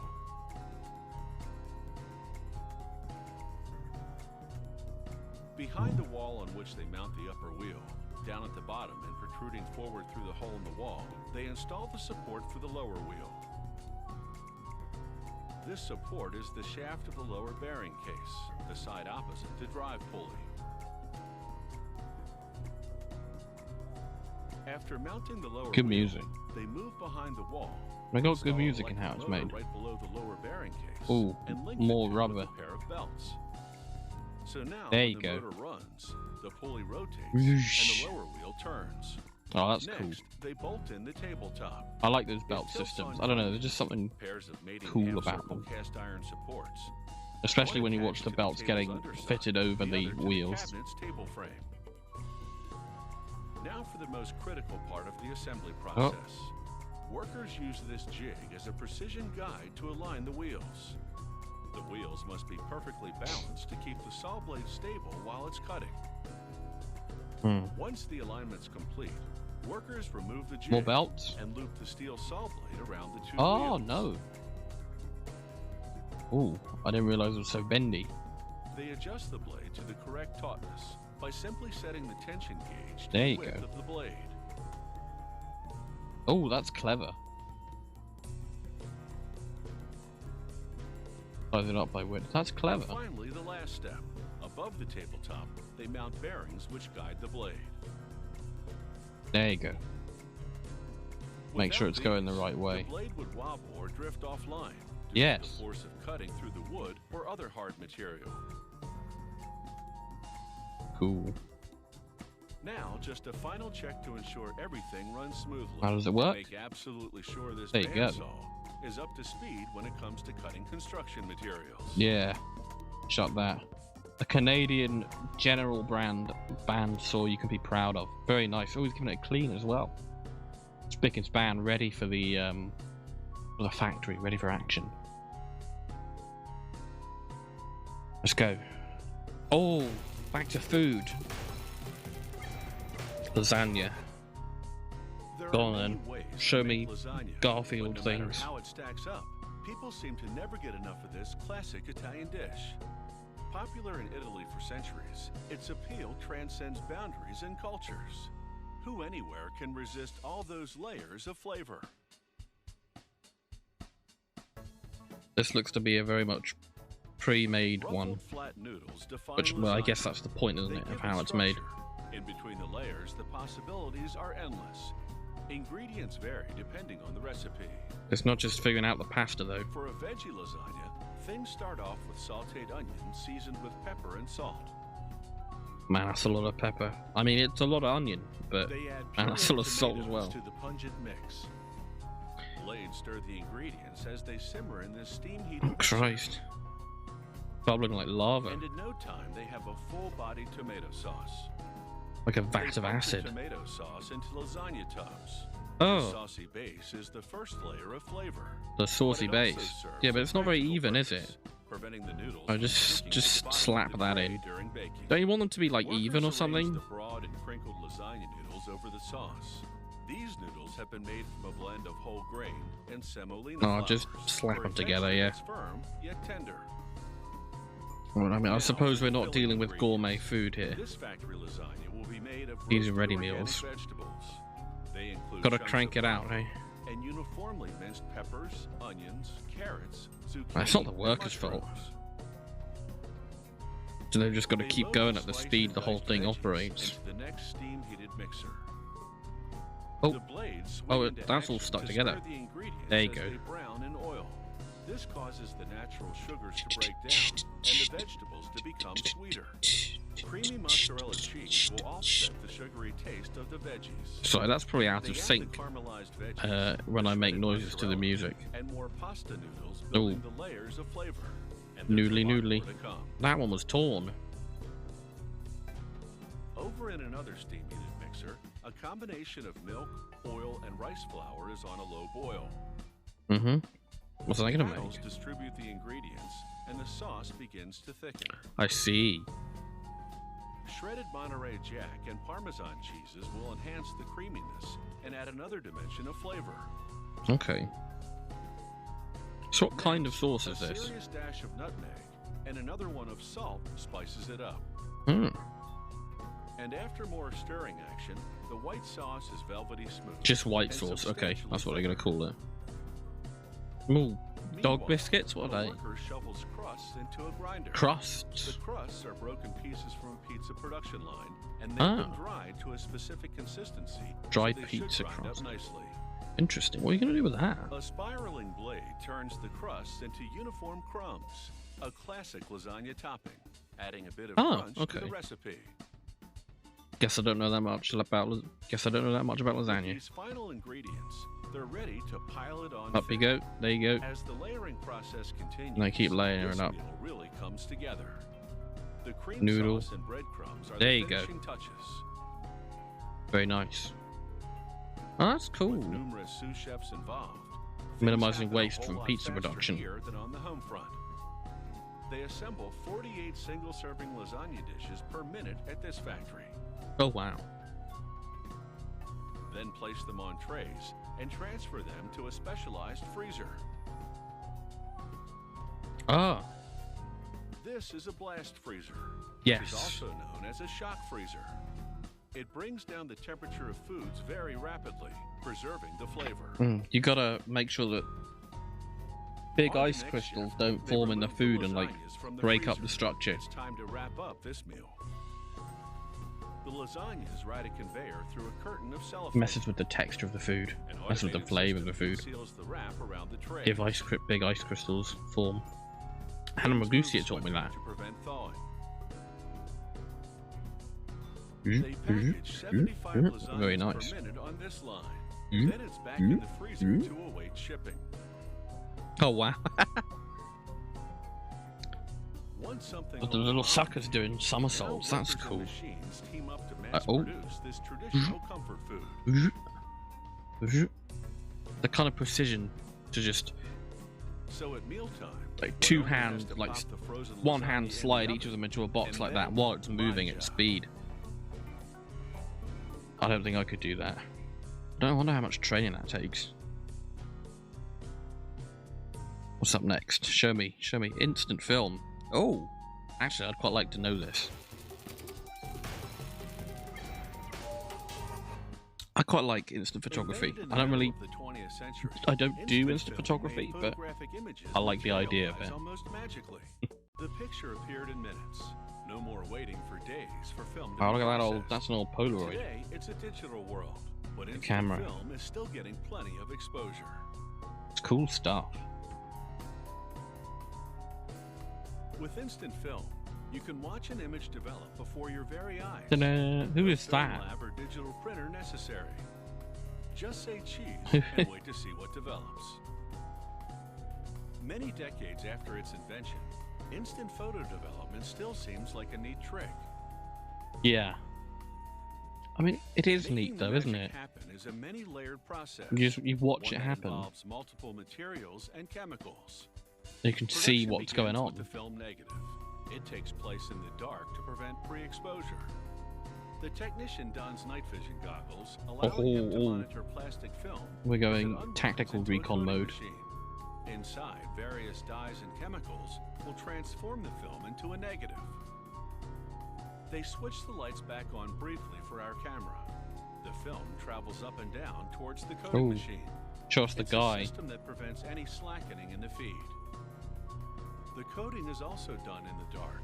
So They turn this the lights worker back on. Does that demonstrates the ruin process for what our was going camera through on the a small machines at that research point? machine. Liquid when they were filming. photochemicals and dyes flow onto the surface of the plastic film. Ah, here you go. He spreads the liquids across the film for an even application. This is all done mechanically inside the reel coating machine. Oh, Once coated, the film okay. will head into the dryer. The various coatings will dry. That's not in what I was separate expecting. layers without intermingling. Here's a test tube lineup of the liquid components of the negative. The colorful ones are dyes, and the white ones are other chemicals. Ooh. They apply black backing to the negative to block light, again preventing pre-exposure. Very nice. The trip through the dryer is 87 yards long. Hot air dries the chemicals on the surface of the film. Once again, it all happens in the dark to protect the light-sensitive film. Except for this bit, which we filmed using lights, which have ruined the film. The color negative I don't know. is now on its way to a second factory. To be Presumably, if it assembled ruined into the film, they wouldn't let instant him do film it.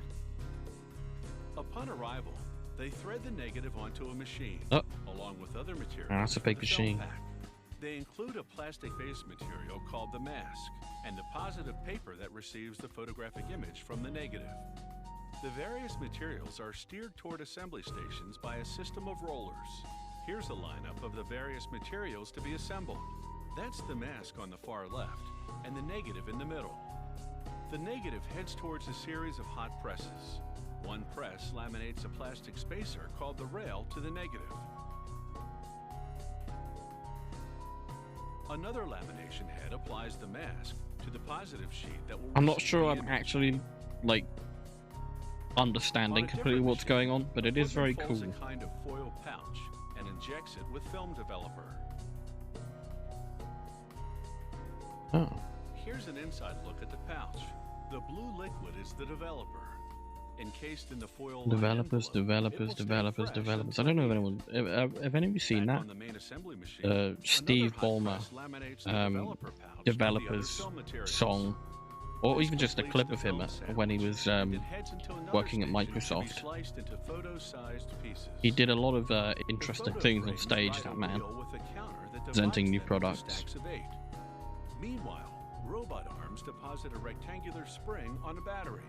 Then they position the 8 pictures on the spring battery assembly, followed by a light blocking cover. The stack then moves forward to be squeezed into a plastic cassette.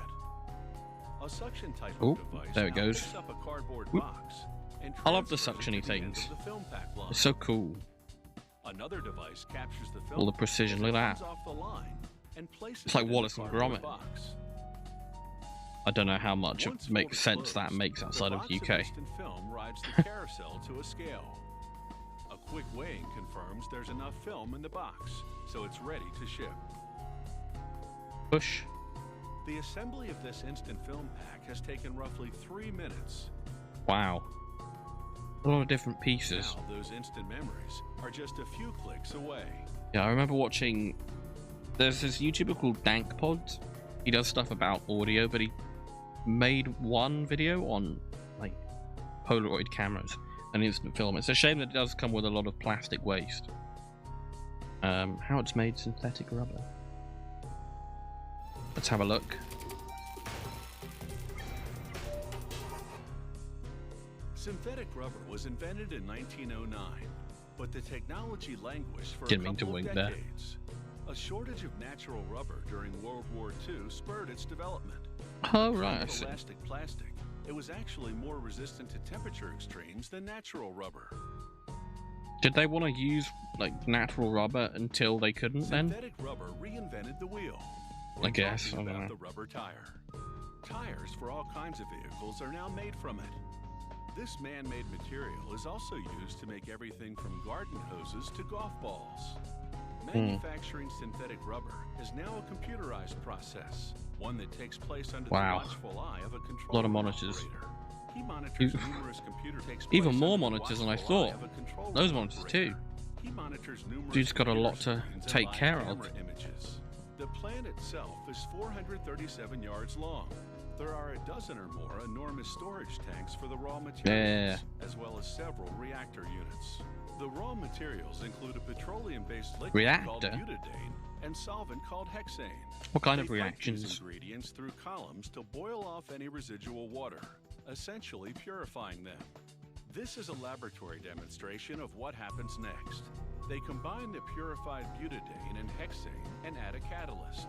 Ooh. The catalyst triggers a reaction that changes the chemistry. The mix becomes polybutadiene, a kind of synthetic rubber used to make tires. Adding another catalyst stops the reaction at just the right moment. The white milky liquid that exits the tank is synthetic rubber. They now pump in chemicals Wanna to take a color the sip? rubber for specific use. In this case, tires. The additives will increase traction and improve wear. A mechanized whisk stirs the additives into the liquid rubber.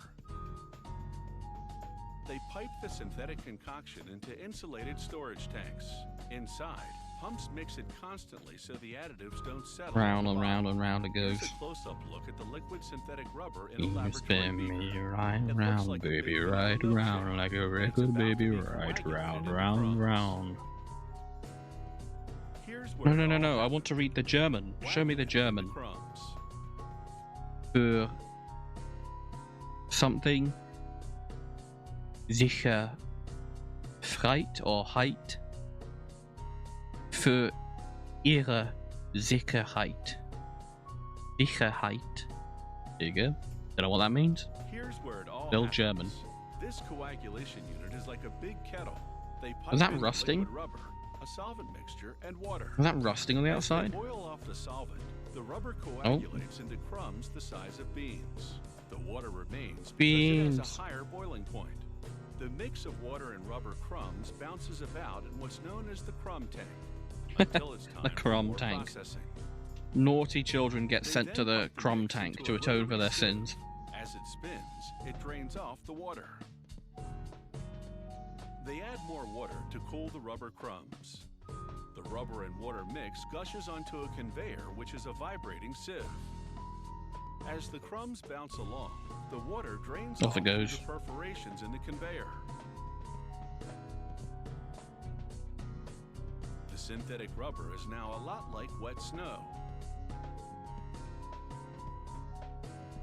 Next, it's into the lab where they aim a beam of infrared light through a sample to analyze the microstructure.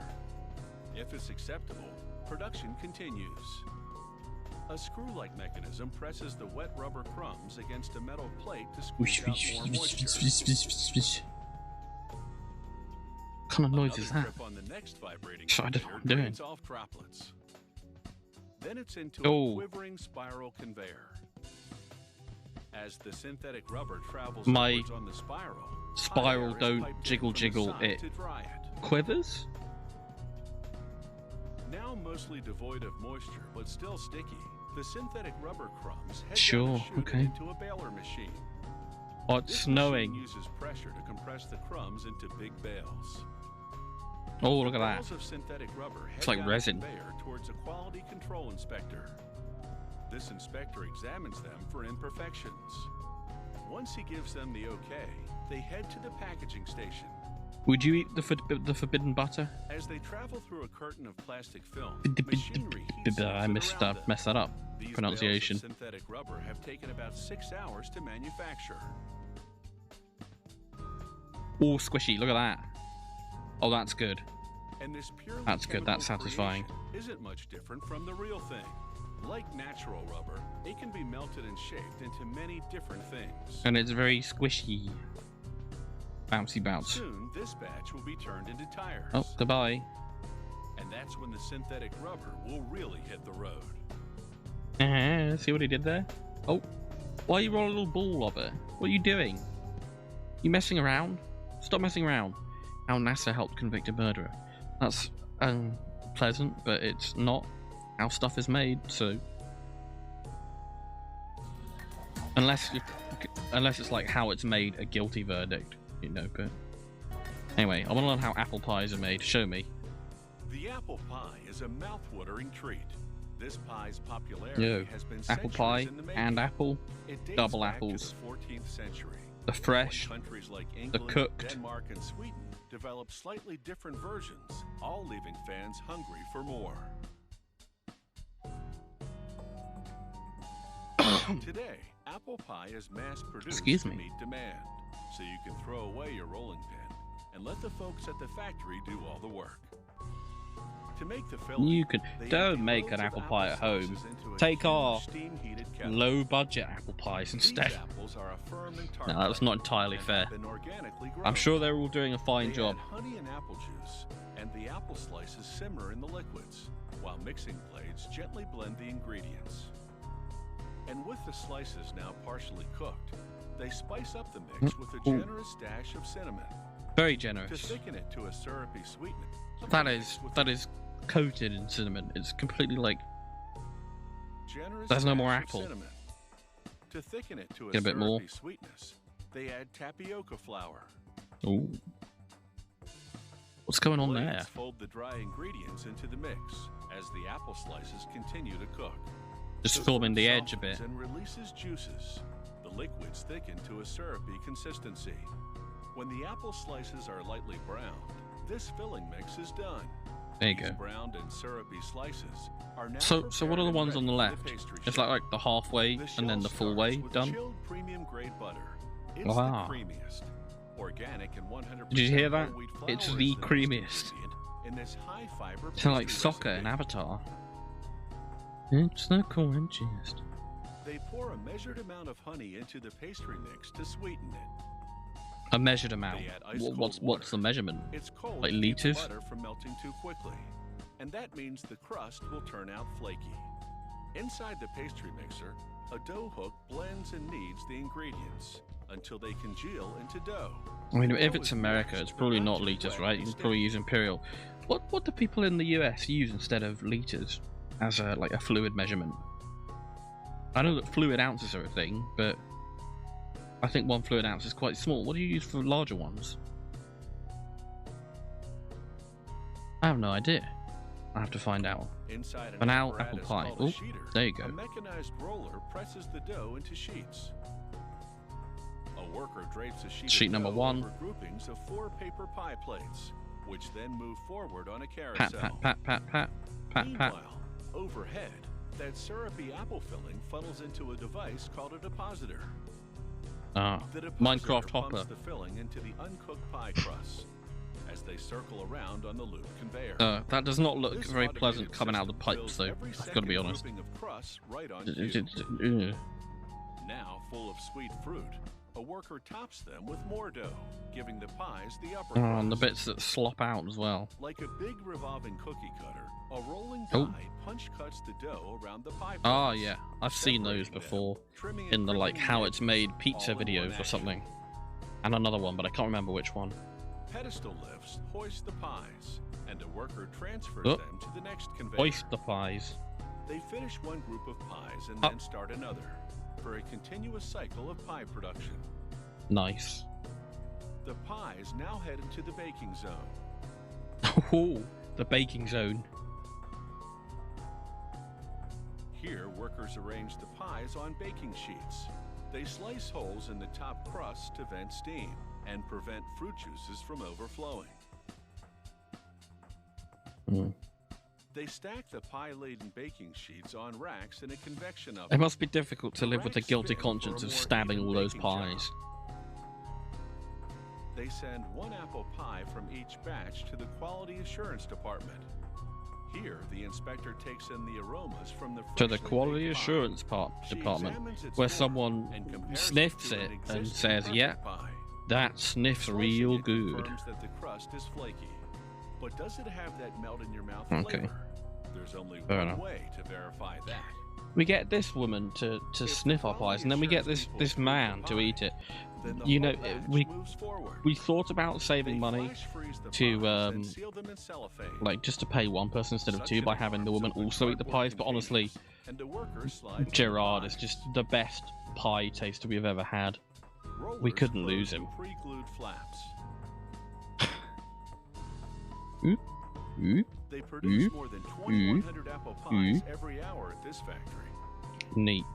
Once the job is done, there are big decisions to be made, like one scoop or two, one slice or the whole pie.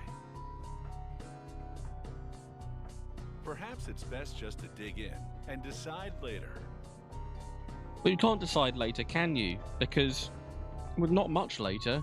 You don't have very long to decide once you start eating the apple pie, whether you want one slice of the whole pie, or one scoop or two. The process has begun. Right? It's not just me. It's not just me. What's next? Oh, speed skates. The first ice skates were invented in Northern Europe about 1,000 years ago, when people began lacing animal bones to the soles of their boots to cross frozen water. Oh yeah, I think I've heard about that. A Scotsman invented an iron skate blade, and before long, the sport of speed skating took off. Mm-hmm. Did they figure out the ice skate before the wheel skate, the roller skate? Co-founded by a Canadian speed skater, a 3-time Olympic medalist in short track. Every single pair is custom made. Lovely. After measuring a skater's feet, a technician applies layers of wet plaster bandages, the same way one makes a cast for a broken limb. Only here, each foot cast is comprised of 2 parts. Well,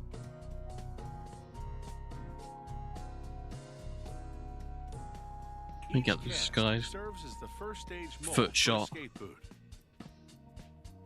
I don't know. I'm sure someone's into this. Plaster bandages take 5 to 10 minutes to harden and dry, at which point the technician carefully removes the mold, one part at a time, then reassembles it with elastic bands. Oh, just elastic bands? I thought you might glue it back together, but apparently not. With sand. Then pours liquid plaster into the negative to produce a That's not what I was mold. expecting to come. The sand provides counter pressure so that the I plaster see. can push the walls outward and distort their shape. I see. The plaster I fully think. cures in an hour or two, at which point the yes. negative mold Yes. can come off. That makes Then sense. the technician mixes up some thicker plaster, pigmented to make it easily visible against the dried white plaster. He applies it in select areas, touching up imperfections and tweaking the shape of the mold. He files the my toes tracking. and the rest of the Sorry, I'm mold leaning more forward too smooth, much. producing the final shape of the boot. He labels the finished boot with the skater's name. How are you enjoying it, by the way? I hope you've been having a good time. Do you have a favourite of the ones we've watched so far? I mean, I've got to say I quite like the cocoa beans one and the chocolate coins one, but that's just how much I like chocolate. And tracking, come on. Yeah. What else? What else? I liked the bandsaw one. So it gradually Kind of forms to meta. the skater's ankle and holds the shape. Ah. The next step is the most technically critical because it determines the angle of the skate blade. They Ooh. apply epoxy resin putty to the front and back of the sole and adhere 2 aluminum blade holders. Then prop up the boot as the putty dries over the next 4 hours or so. Buddy, that is a heavy-duty gas mask. I guess Once there's putty's hard, is it? they sand What off is it the in there excess to particularly lighten that you don't want to breathe in? I and wonder. round out the remainder. Then they begin constructing I wonder the if the outside of epoxy resin is First, harmful. they layer pieces of carbon fiber, a strong fabric commonly used in high-performance sports products. They tie the Tracking. bottom piece around the blade holders with strong Come thread on. and bind the layers with spray adhesive. Right.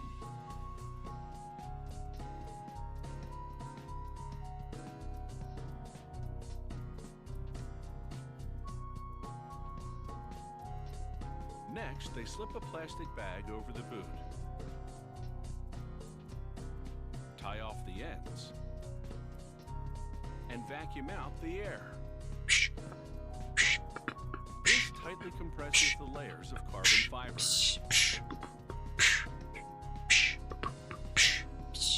Now they inject resin, a type of liquid plastic, and distribute it evenly throughout the bag. Oh.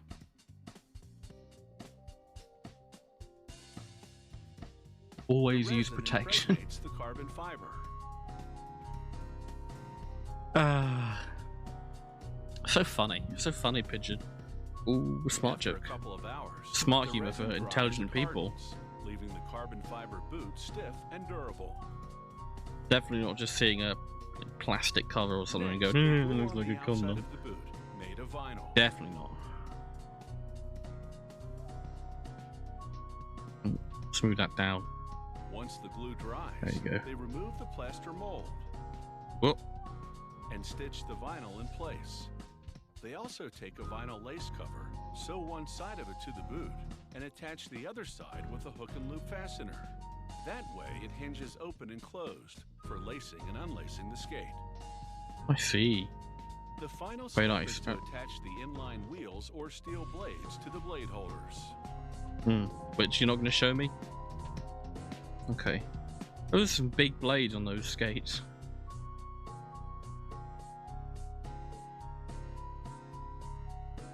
Alright. Yeah, I hope you've been having... did anyone got any favourites?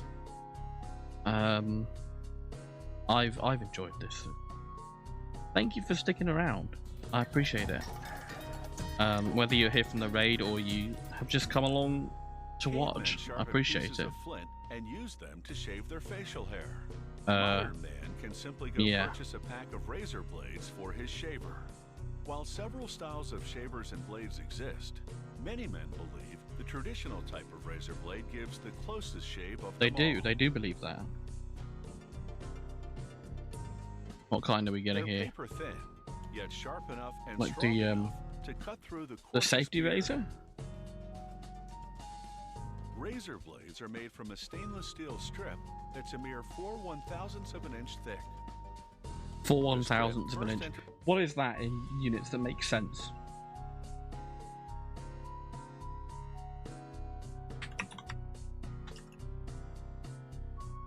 .1016 millimeters. 4/1000th of an inch. A tenth of a millimeter, mate. Does just fine, honestly. You'd maybe that does make more sense to Americans, I don't know, but you don't have to be scared of metric. It's fine, honestly. It's fine. Anyway, now I know what he's talking There's a about. punching machine that stamps out the overall blade shape.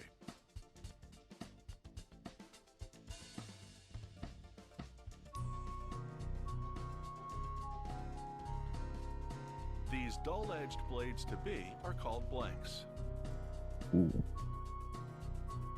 Dull-edged. I mean, they're already pretty sharp, At though. this stage of the process, the stainless steel is very soft, as pliable as paper. So they now harden and strengthen it through a 4-step heat treatment process. Ooh. Step 1. They heat the blanks in a furnace to just over 2000 degrees Fahrenheit for about 30 seconds. What is that in units that make sense?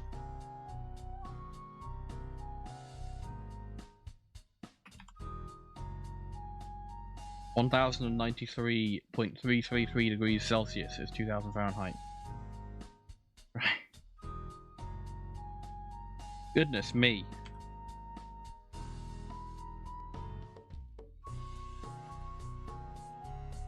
Yes, just right, there you go. Step Right. 2. They briefly submerge them in cold water. This is Ooh, called heat, quenching. cool. Step 3. Quenching. It's They the chill them quenchiest. for about 20 seconds in a deep cooling 2 chamber references to that at in a one day. temperature of Not minus bad. 58 Fahrenheit. Oh, All this progressively Oh, it's frosty. restructures the molecules, hardening the metal. However, the metal becomes brittle, necessitating reheating the well, it didn't molds look for that 20 hard. seconds. it was still The really now bendy. hard I guess it blanks is then very move thin through a though, so. printer, which applies the razor blade brand name. Gas flames instantly But dry then- the wet ink. Razor blades are very thin and you can't bend them quite as much like that, right? Hard blanks then move through a printer, which applies the razor blade brand name. There you go. Gas flames instantly dry the wet ink. Now it's time for the blanks to become blades. They enter a grinding and Are polishing they actually like machine. rigid now? Within it are 3 grinding stations which first sharpen the contour, then produce 2 super sharp cutting edges. The blades then pass. 1 second. Within it are 3 grinding stations which I first see. sharpen the contour, then produce 2 super sharp cutting edges. I see. The blades then pass through a polishing station that removes burrs left by the grinding. Until now, the blades have been connected to each other. As they exit this machine, a knife separates them. And then they slide down that little pole. Yeah, there you go. Nice, I like it. The factory's quality control lab pulls samples from the production Check if it's working all right. checks, among other criteria, the quality of the grinding and geometrics of the cutting edges. Got to make sure that Then, it's every actually, single you know, blade the factory safe to produces is examined rub for against your cutting-edge skin. defects. Technicians assemble blades and examine for What do you say, sorry? cutting edges. Then every single blade the factory produces. Oh yeah, is they have to examined for do all of them. cutting-edge defects. Very important, very important. Technicians Again, assemble blades rubbing on in your packs skin. of up to 800, then shine fluorescent light on the two cutting-edge sides. This makes defects visible. Blades that pass this inspection are washed with solvent to remove contaminants, Neat. What happens to the ones that don't? You gonna tell me? then dried.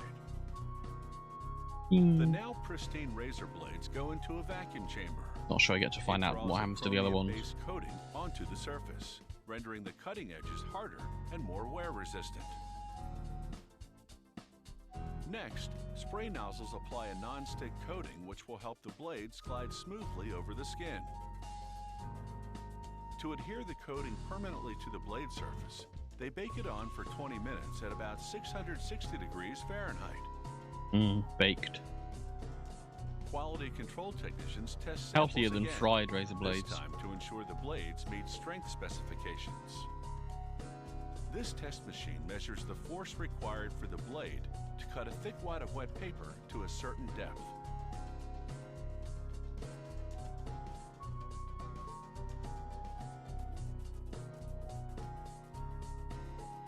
Back in production, workers submerge the razor blades in organic oil for about half an hour.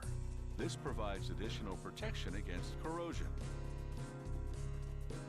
On the packaging line, the equipment wraps each blade individually in wax paper.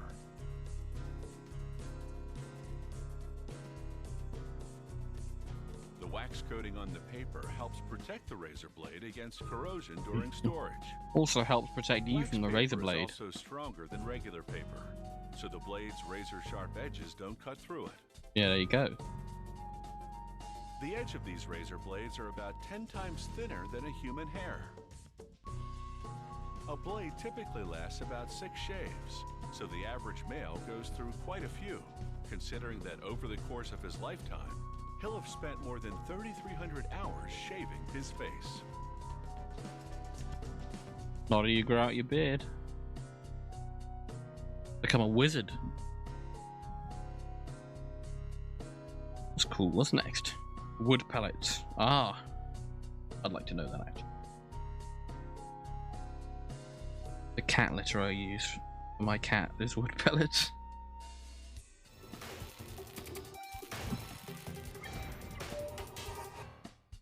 Unlike a conventional wood stove that burns firewood, a pellet stove uses wood Pellets pellets for as stoves fuel. though. Made from lumber byproducts such as sawdust and wood chips, which would otherwise end up as waste, pellets burn more efficiently and more cleanly than wood, and produce very little air pollution. Nice. I didn't know that. A pellet stove has an onboard storage container called a hopper that holds, depending on the model, up to 80 pounds of wood pellets. Several computer chips monitor the stove's heating performance, dictating the rate at which the hopper automatically feeds pellets into the stove's fire pot. Like the end of The Portal, heat output is manually when the adjusted, core's down. or can be controlled by a thermostat. Wood pellets burn far Damn. more cleanly than logs, and the fire is smoke-free. Big old fire. Wood pellets are made Well, it from wasn't that big a variety fire, of but it raw looked like an materials. intense fire. Sawdust, wood chips, wood shavings, small logs, Uh. even scraps of wood left over from furniture. I'll and give it a other little shake. There you manufacturing. go. These different types of lumber byproducts first have to be reduced to the same size and consistency. Therefore, the first stop is a huge grinding machine. Oh, Inside, Christ. mammoth steel hammers pulverize There's so the much raw material stuff, to again. uniform pieces.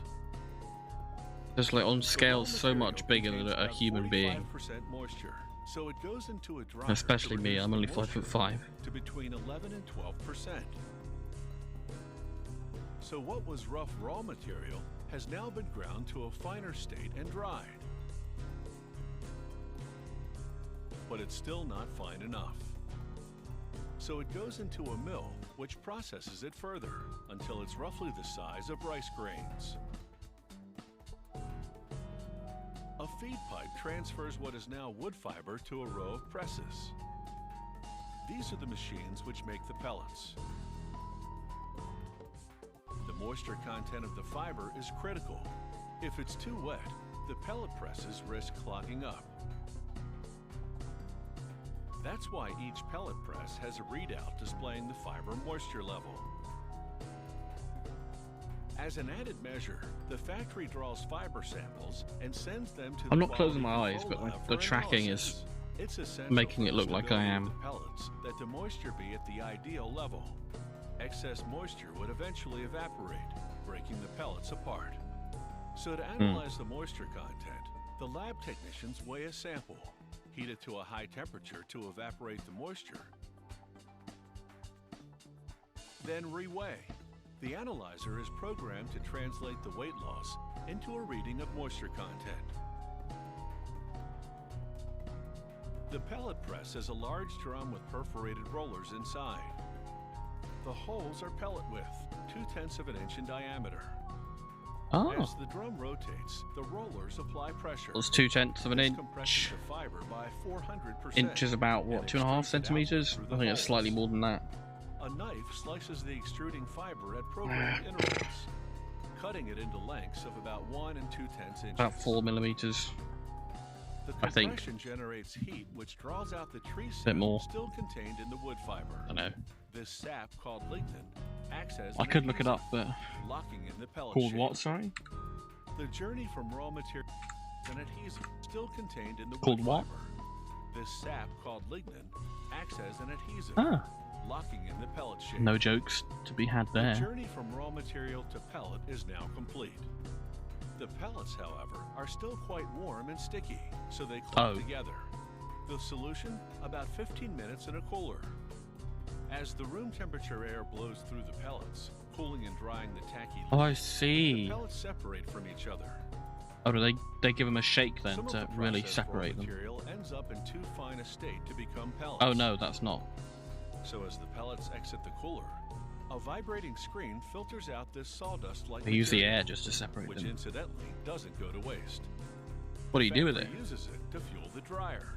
Oh, The pellets oh, that's meanwhile cool. proceed to package It's it. fuel. It's a continuous system. The machine Tracking, feeds come on. printed plastic film around a cylindrical tube, forming the shape of the bag.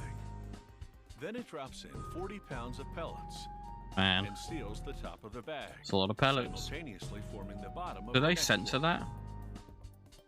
Wood pellet stoves are fast they becoming censor hot that? pellets Yeah, they and censored seals the top of the bag. But then you can- simultaneously forming I guess, the bottom of the next one. because the address of the factory. Wood pellet stoves are It's fast visible. becoming a popular means of home heating. And because pellets cost significantly less than most other types of fuel, Well, if they're wood pretty pellet clean systems fuel and are pretty an cheap emerging fuel, option for I'll commercial remember and that if I ever need to industrial burn something. That sounds a little more suspect than I wanted it to sound. Don't worry about that. How far through are we? 17. Man.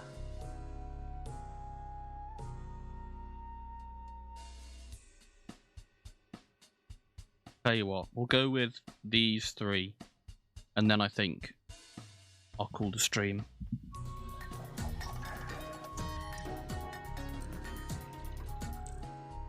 Bush planes are designed to fly in and out of remote areas. They're engineered to be able to take I'd like to know off and about land this. on short runways. They can also be outfitted with floats to be able to land on water, Excuse me. or skis to land on snow. Some are made of metal, and others of tube and fabric construction. A bush plane starts out as a design on paper. This company handcrafts 4-seater tube and fabric models. The tubes forming the airplane's skeleton, the fabric its skin. Welders construct a tubular frame for the fuselage, the plane's main body. Oh. The tubes are chromoly, a type of The steel that mask. contains chromium and molybdenum, which makes it stronger Oh, look than at that. standard steel. Been all bigger spin. Machinists make the aluminum fuel tank components Fastest spin. and prepare the landing gear. Here, they're threading the axle for the tail wheel, a small rugged wheel at the back, which helps steer the airplane on the ground.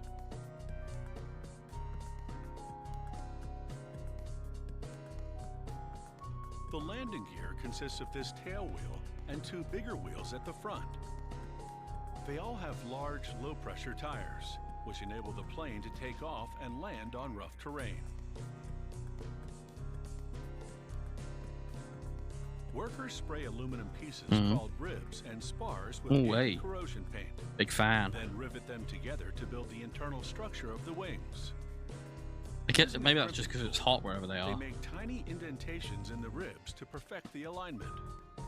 Then they rivet on a skin of aluminum panels, about 1/50th of an inch thick in most areas. They construct the wing's hinge surface, the flaps and ailerons, the same way. There you go. The factory's paint do sound sprays effects. the wings, flaps, and ailerons with highly durable urethane paint, and the fuselage frame with powder coat paint, which is then baked on for And I don't know how to do a durability. wobble sound effect. Now for the meticulous job of What is that? applying the fabric skin. Ah. The material is heat-shrinkable polyester, commonly used in the aircraft industry because it's thin, lightweight, and exceptionally strong. Workers brush an adhesive brush it similar with to egg wash. contact cement onto the painted tubing. Similar to Then adhere contact the cement. fabric, working but around not the frame contact section cement. by section. I don't know what contact cement did to get robbed of its time in the limelight on the bush planes. Once the fuselage I'll is give it an eye. completely covered, they run a hot iron over the fabric. This shrinks it taut around the framework. After letting the adhesive You'd think dry maybe that for would be a little bit couple of industrial, but hours, it's they just an take iron strips of fabric, for, like, coat them with a urethane-based clothes. adhesive, and reinforce the seams. Oh man.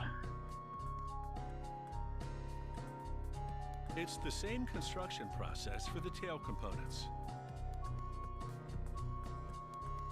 At the front of the fuselage now, they install the pedals which control both the brakes and the yes. rudder, which moves the tail from right to left. Oh, look at that. It's a Then the dashboard. cockpit We learned how instrument those were made.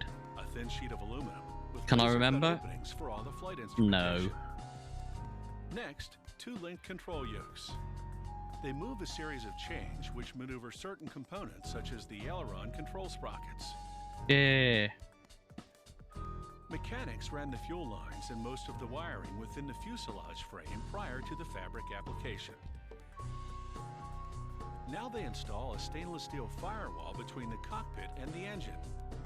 Ah. This seals the cockpit from engine heat, noise, and exhaust gases. Yeah, fair enough. After installing the Can see why landing you wanna gear, do that. brakes, and windshield, workers mount the engine and exhaust system.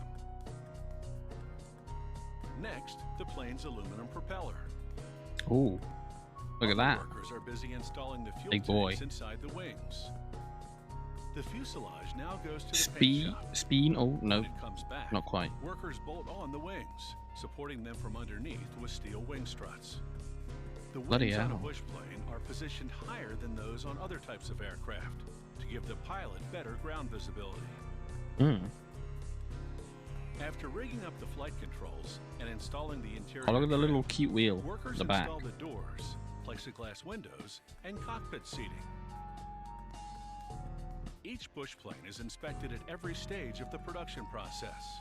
When it's completed, it undergoes a nose-to-tail final inspection. Is that on a runway or is it just on the And then grass? a company pilot takes it out for a test flight. It looks like it's just on the grass. Yeah. Very nice. Ooh. Look at that. Nice little drift into the landing. Very nice. Very clean. Ooh. Our mayonnaise is made. Any mayo fans? I don't know what I'm talking about, I'm sorry. Mayonnaise originated in the town of I mean, Mahon in Spain, any mayo fans in where it chat? was I don't known mind as mayo, I salsa suppose. mayonesa. Mayonnaise That ain't makes bad. sandwiches zestier, turns canned tuna into tuna salad, hard-boiled eggs into egg salad, and is a creamy dip for French fries Belgian style. Belgian style. The moina. Ooh, there you go. Mayonnaise recipes vary, but all have eggs and oil as the main ingredients. Yes. The eggs can Yeah, be all spread that yolks, shit. all whites, or a combination of both. All Oh, whites that was quite a bit of means mayo, mate. eggs can be all yolks, all Not like whites, a or horrible combination amount, of both. like a gargantuan amount of mayo, but that was a fair bit of mayo, mate. At this mayonnaise factory, With your big the raw mayo eggs spatula. arrive in liquid form by tanker truck. They've been pasteurized to kill off salmonella and other common bacteria. The egg supplier has also cleaned and sealed the tank valve. Oh, has my music been playing the whole time? Oh no. Oh, I didn't even realize. Oh, I'm so sorry. Hopefully that hasn't been a problem at all. I hope that hasn't been an issue. I hope you've been able to hear it fine. I know that the audio from Chrome has been louder than the music, but hopefully that's been okay. God, I'm so sorry about that.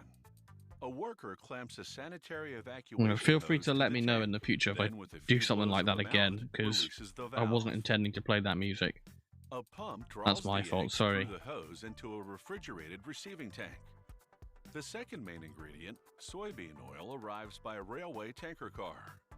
Like all bulk ingredient deliveries, for food safety, the tank is sealed at the supplier to ensure it isn't open. Because I can't hear the music on my end, you see.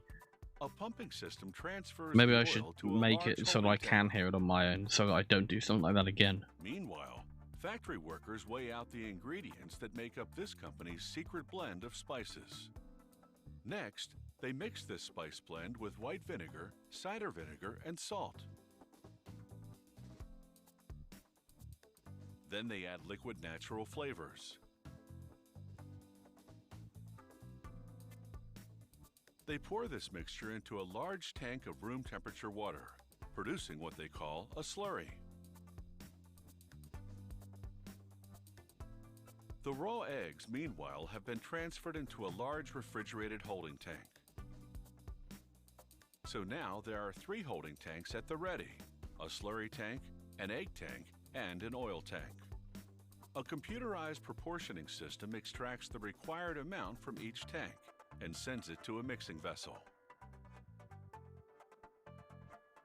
A couple of minutes of mixing at high agitation look at that. merges the eggs, oil, and slurry into tangy, creamy mayonnaise. So your scrambled eggs look a bit watery The factory draws samples and not very periodically scrambled. and sends them to its quality control department for analysis. The lab quality Not all control of that had department quite for combined, had it? analysis. The lab technicians there evaluate But no, several criteria, something or other. such as color, consistency, and of course, flavor. In this test, for example, they mixed the mayo with phenolphthalein, a pH level There you go, indicator, and phenolphthalein. deionized water to check the acidity level. Sorry, one Indicator. second.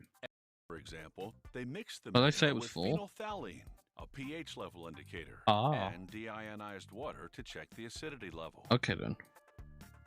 And it Once turns the pink, mayonnaise which passes indicates quality it's control good, I guess. inspection, this rotary filler dispenses. That's what pink sauce is.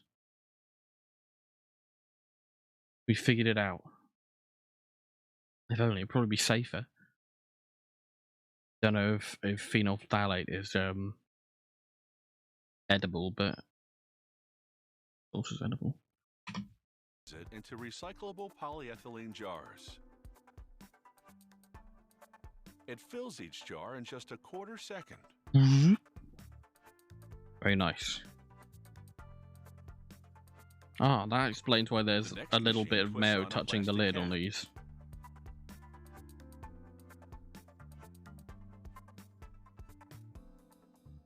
Inside the cap is a foil seal. There you go. This machine uses targeted induction heat to fuse the seal to the rim of the jar without heating the mayonnaise in the process. Ooh. The seal preserves freshness and indicates the jar wasn't tampered with after leaving the factory. The labeling machine glues on one end of the label, spins Oh, the look at jar that. to wrap the label around. That's cool. Look at then that glues down effect. the other end. Yeah, zoom in on that. Cool. The quality Bit like a control lab zoetrope. also performs One of some those old post-production spot checks. rotating animation In things this that you look test, through. technicians like, use a machine called A horse viscometer running with a guy to on measure top. the product's consistency. I don't know if you, yeah, a zoetrope. Or I'm sure there's another name for them as well, but I can't remember The it. factory also packages They're cool, its though. mayo into single-serving pouches. They're made of polyethylene film on one side, foil printed with the product label on the other. This multitasking machine forms rows of pouches, inserts about 4 ounces of mayonnaise per pouch, then seals and separates the pouches. These pouches are shipped to ready-made sandwich vendors and fast food restaurants, whose customers need mayo on the go.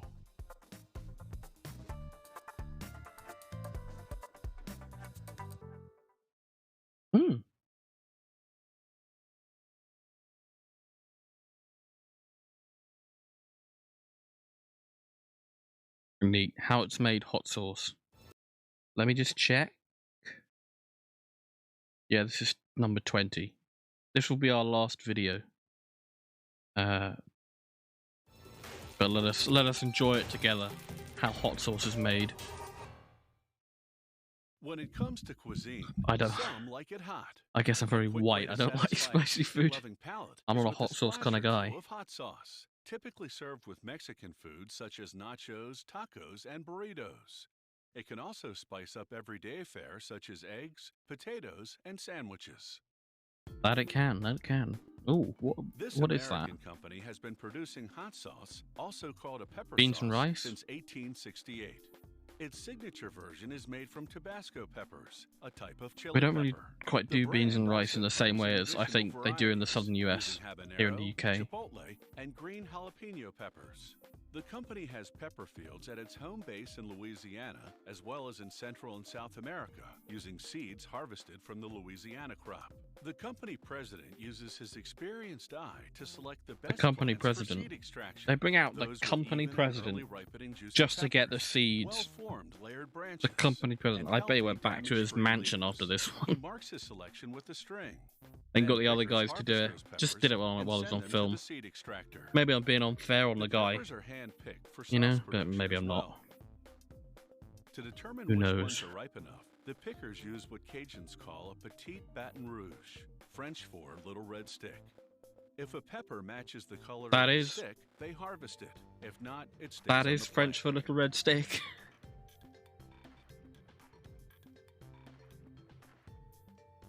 It's labor-intensive, but Petit ensures Baton only the Rouge. perfect peppers go into the sauce.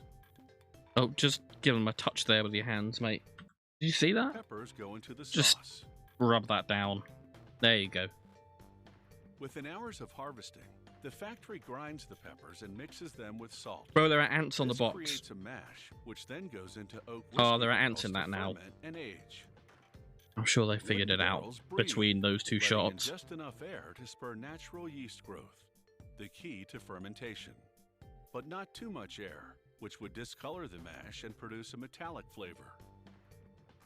After laying paper on metal top hot of the sauce. mash to prevent surface discoloration, workers seal the barrels. Then they spread a layer of salt over the top.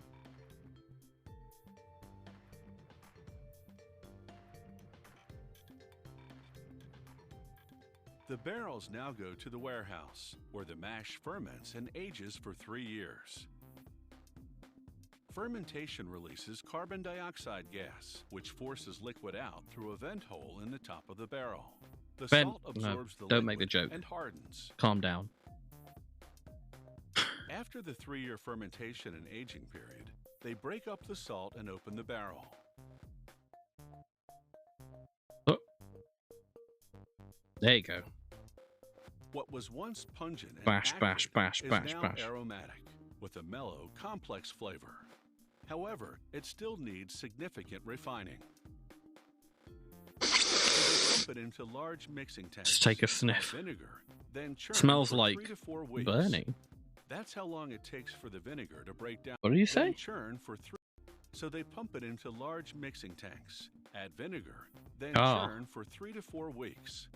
That's how long it takes for the vinegar to break down the pepper solids into smaller particles. Ah, I see. During that process, the vinegar also takes on the color, flavor, and aroma of the peppers. Vinegar The becomes sauce the peppers. requires no cooking whatsoever because the vinegar acts as a natural preservative. The next step is a 2-stage milling process. The first mill extracts the pepper pulp. The second mill removes the seeds. Hmm. The sauce is now finished. Ta-da! Seeds, those are the Quality spiciest control part of the department peppers, right? analyzes samples Or from something every batch of sauce for near the viscosity, seeds. pH, salt level, And just, and other criteria. yeah, okay, just do it like that. Technicians also perform taste tests for flavor, Ooh. clearing their palate in between with crackers and cooling the fiery heat with ice cream bars. Fair enough. Once the I want a batch gets the saltine thumbs cracker. up, it's pumped to the bottling I'd like line. more than one, The ideally. company But uses glass rather than plastic because glass is a better barrier against oxygen. Oxygen penetration would adversely affect the flavor and color of the sauce. The capping machine more twists you on know. a plastic screw cap. Then the bottles travel to the labeler, which adheres the main product label, slips on a decorative neckband, and applies a clear Decorative plastic neckband. seal over the cap. integral to the whole operation, really. Hot off the production line. Wouldn't be the same and without ready it. to go. Oh, it also gives some information. Look at that.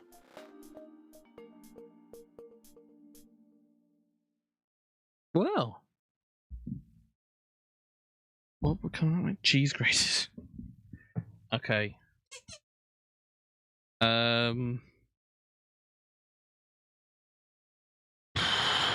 One more. Do you want to do one more? Do we do one more? Do you want to learn how cheese graters are made? I kind of want to learn how cheese graters are made. Go on. We'll stop on 21. It's not a nice round number, but do it for the cheese graters. Many recipes call for shredded ingredients, which is They why do. a cheese grater is an indispensable kitchen tool.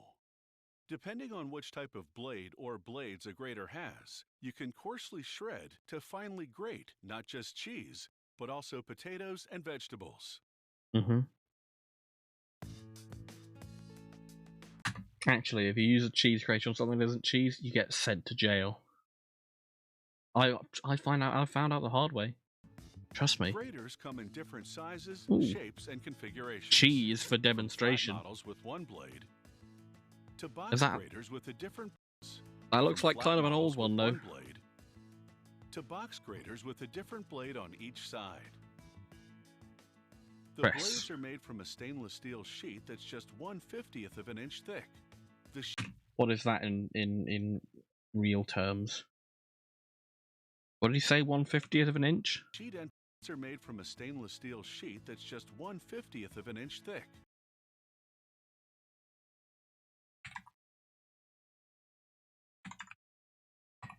What is that? 0.508 millimeters. Just over half a millimeter. Right. Now that I understand. The sheet enters a shearing machine where a die descends and cuts the blade shape, holes and all. Me being all European. Look at me. I use metric. The machine's dies are interchangeable, so when it's time to produce a different model, workers simply remove this die and install another one. Stainless steel is the ideal blade material because it's food safe, durable, and rust-proof. For this model, the next step is to curve the blade. Ooh. They insert it into a press that bends it with a rounded die.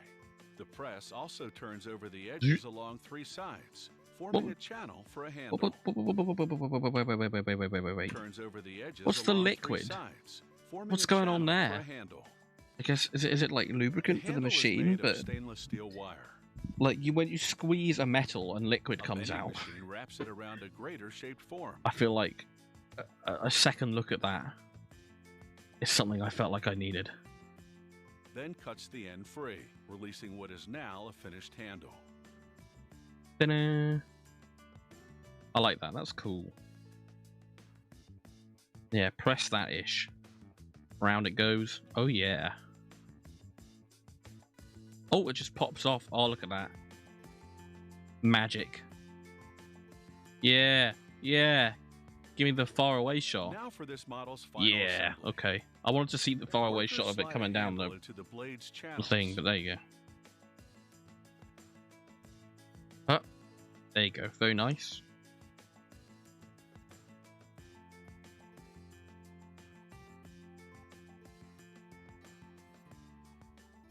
Next, they put the blade in a press, which forces the channels closed, encasing the wire. With the handle and blade now locked together, the grater is finished. Ooh, very nice. Very Another nice. model has a built-in tray to collect the grated food. This Yo. machine forms the pivoting handle, High-end which enables grater. the blade to stand Look upright out. in the tray. Iron First, grater the machine approaching. cuts a strip of stainless steel to the required length. It makes holes for a rivet on each side. Then Ooh, it bends bendy. the piece to a U shape. Ah, I see. It's got little pushy things. Cool. I like it. Like tiny little fingers just going boing, Meanwhile, pushing it down. a forming press shapes the tray out of a stainless steel sheet. like it's made by little elves.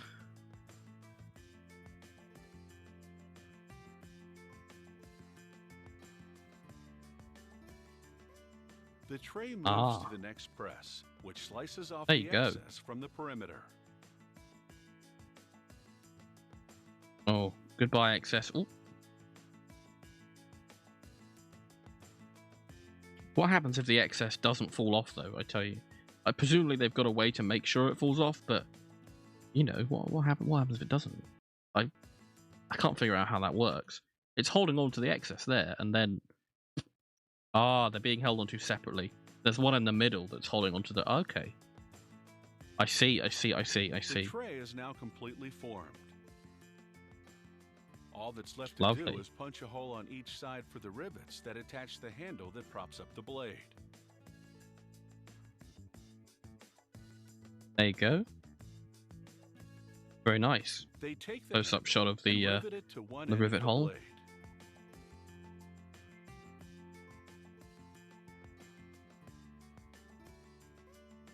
Next, they rivet the tray Oh, to the sorry other about that end of the noise. blade, My cat just jumped down onto and my the table. grater is Hello. fully assembled.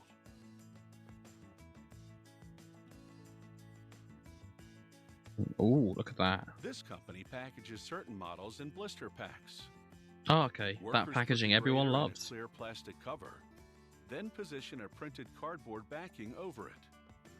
The backing is coated with transparent. Well, I guess if it's heat-activated plastic glue. on cardboard, that's A all few right. seconds under a There's hot blister press, packaging that's like and the plastic on cover plastic, and it's adheres to the backing, dreadful encapsulating the stuff. grater. They don't use that as much though anymore. I From a think basic companies version finally on up, realize that people A loathe grater it. is an essential kitchen Ooh, tool most cooks a big can't one. do without. The whole pot. Lovely. Well, I'm going to call it there. Thank you so much for watching. Let's turn the music back on. This is a time when I am actually supposed to have the music on. So, yeah, I'm going to find someone to raid. Please stick around just a little bit longer. And we can raid someone. Oh, you can see that. One second. Let me move myself back here. There you go. Let's raid somebody. Thank you so much for watching. Subgoal info, Discord. Yeah, at 15 subs, new emote, and I'm gonna play Hollow Knight for the first time ever. So if you wanna be in on that, you know, hit me up with a sub. You certainly don't have to, but if you'd like, the option is there. As well, if you like the stream or follow, helps me out greatly too. Oh, like the thing you just said. I need to make that less frequent. Yeah, follow helps me out too, and yeah, you can aid me in my quest to become the VTuber with the most clout. No, I'm just kidding. But to become, I don't know, a VTuber who can do more of the stuff he does, like watching videos and singing songs and playing horror games. Ooh. I am... Oh, hold on. No, I'm gonna send you to Wazzy Goo. Yeah, Waz, VTuber friend of mine. She plays, well, I'm not sure what she plays exactly, but right at the moment she's playing the Somnium Files. A sequel to that came out a few months ago. I think this game's from 2019. So I would advise you, like, I'm not sure about the game. You're possibly gonna want to avoid spoilers if you, like, not careful. Not careful, sorry. If you want to be careful about it, you probably want to avoid spoilers. I don't know how far through she is. Yeah. So yeah, Discord, by the way.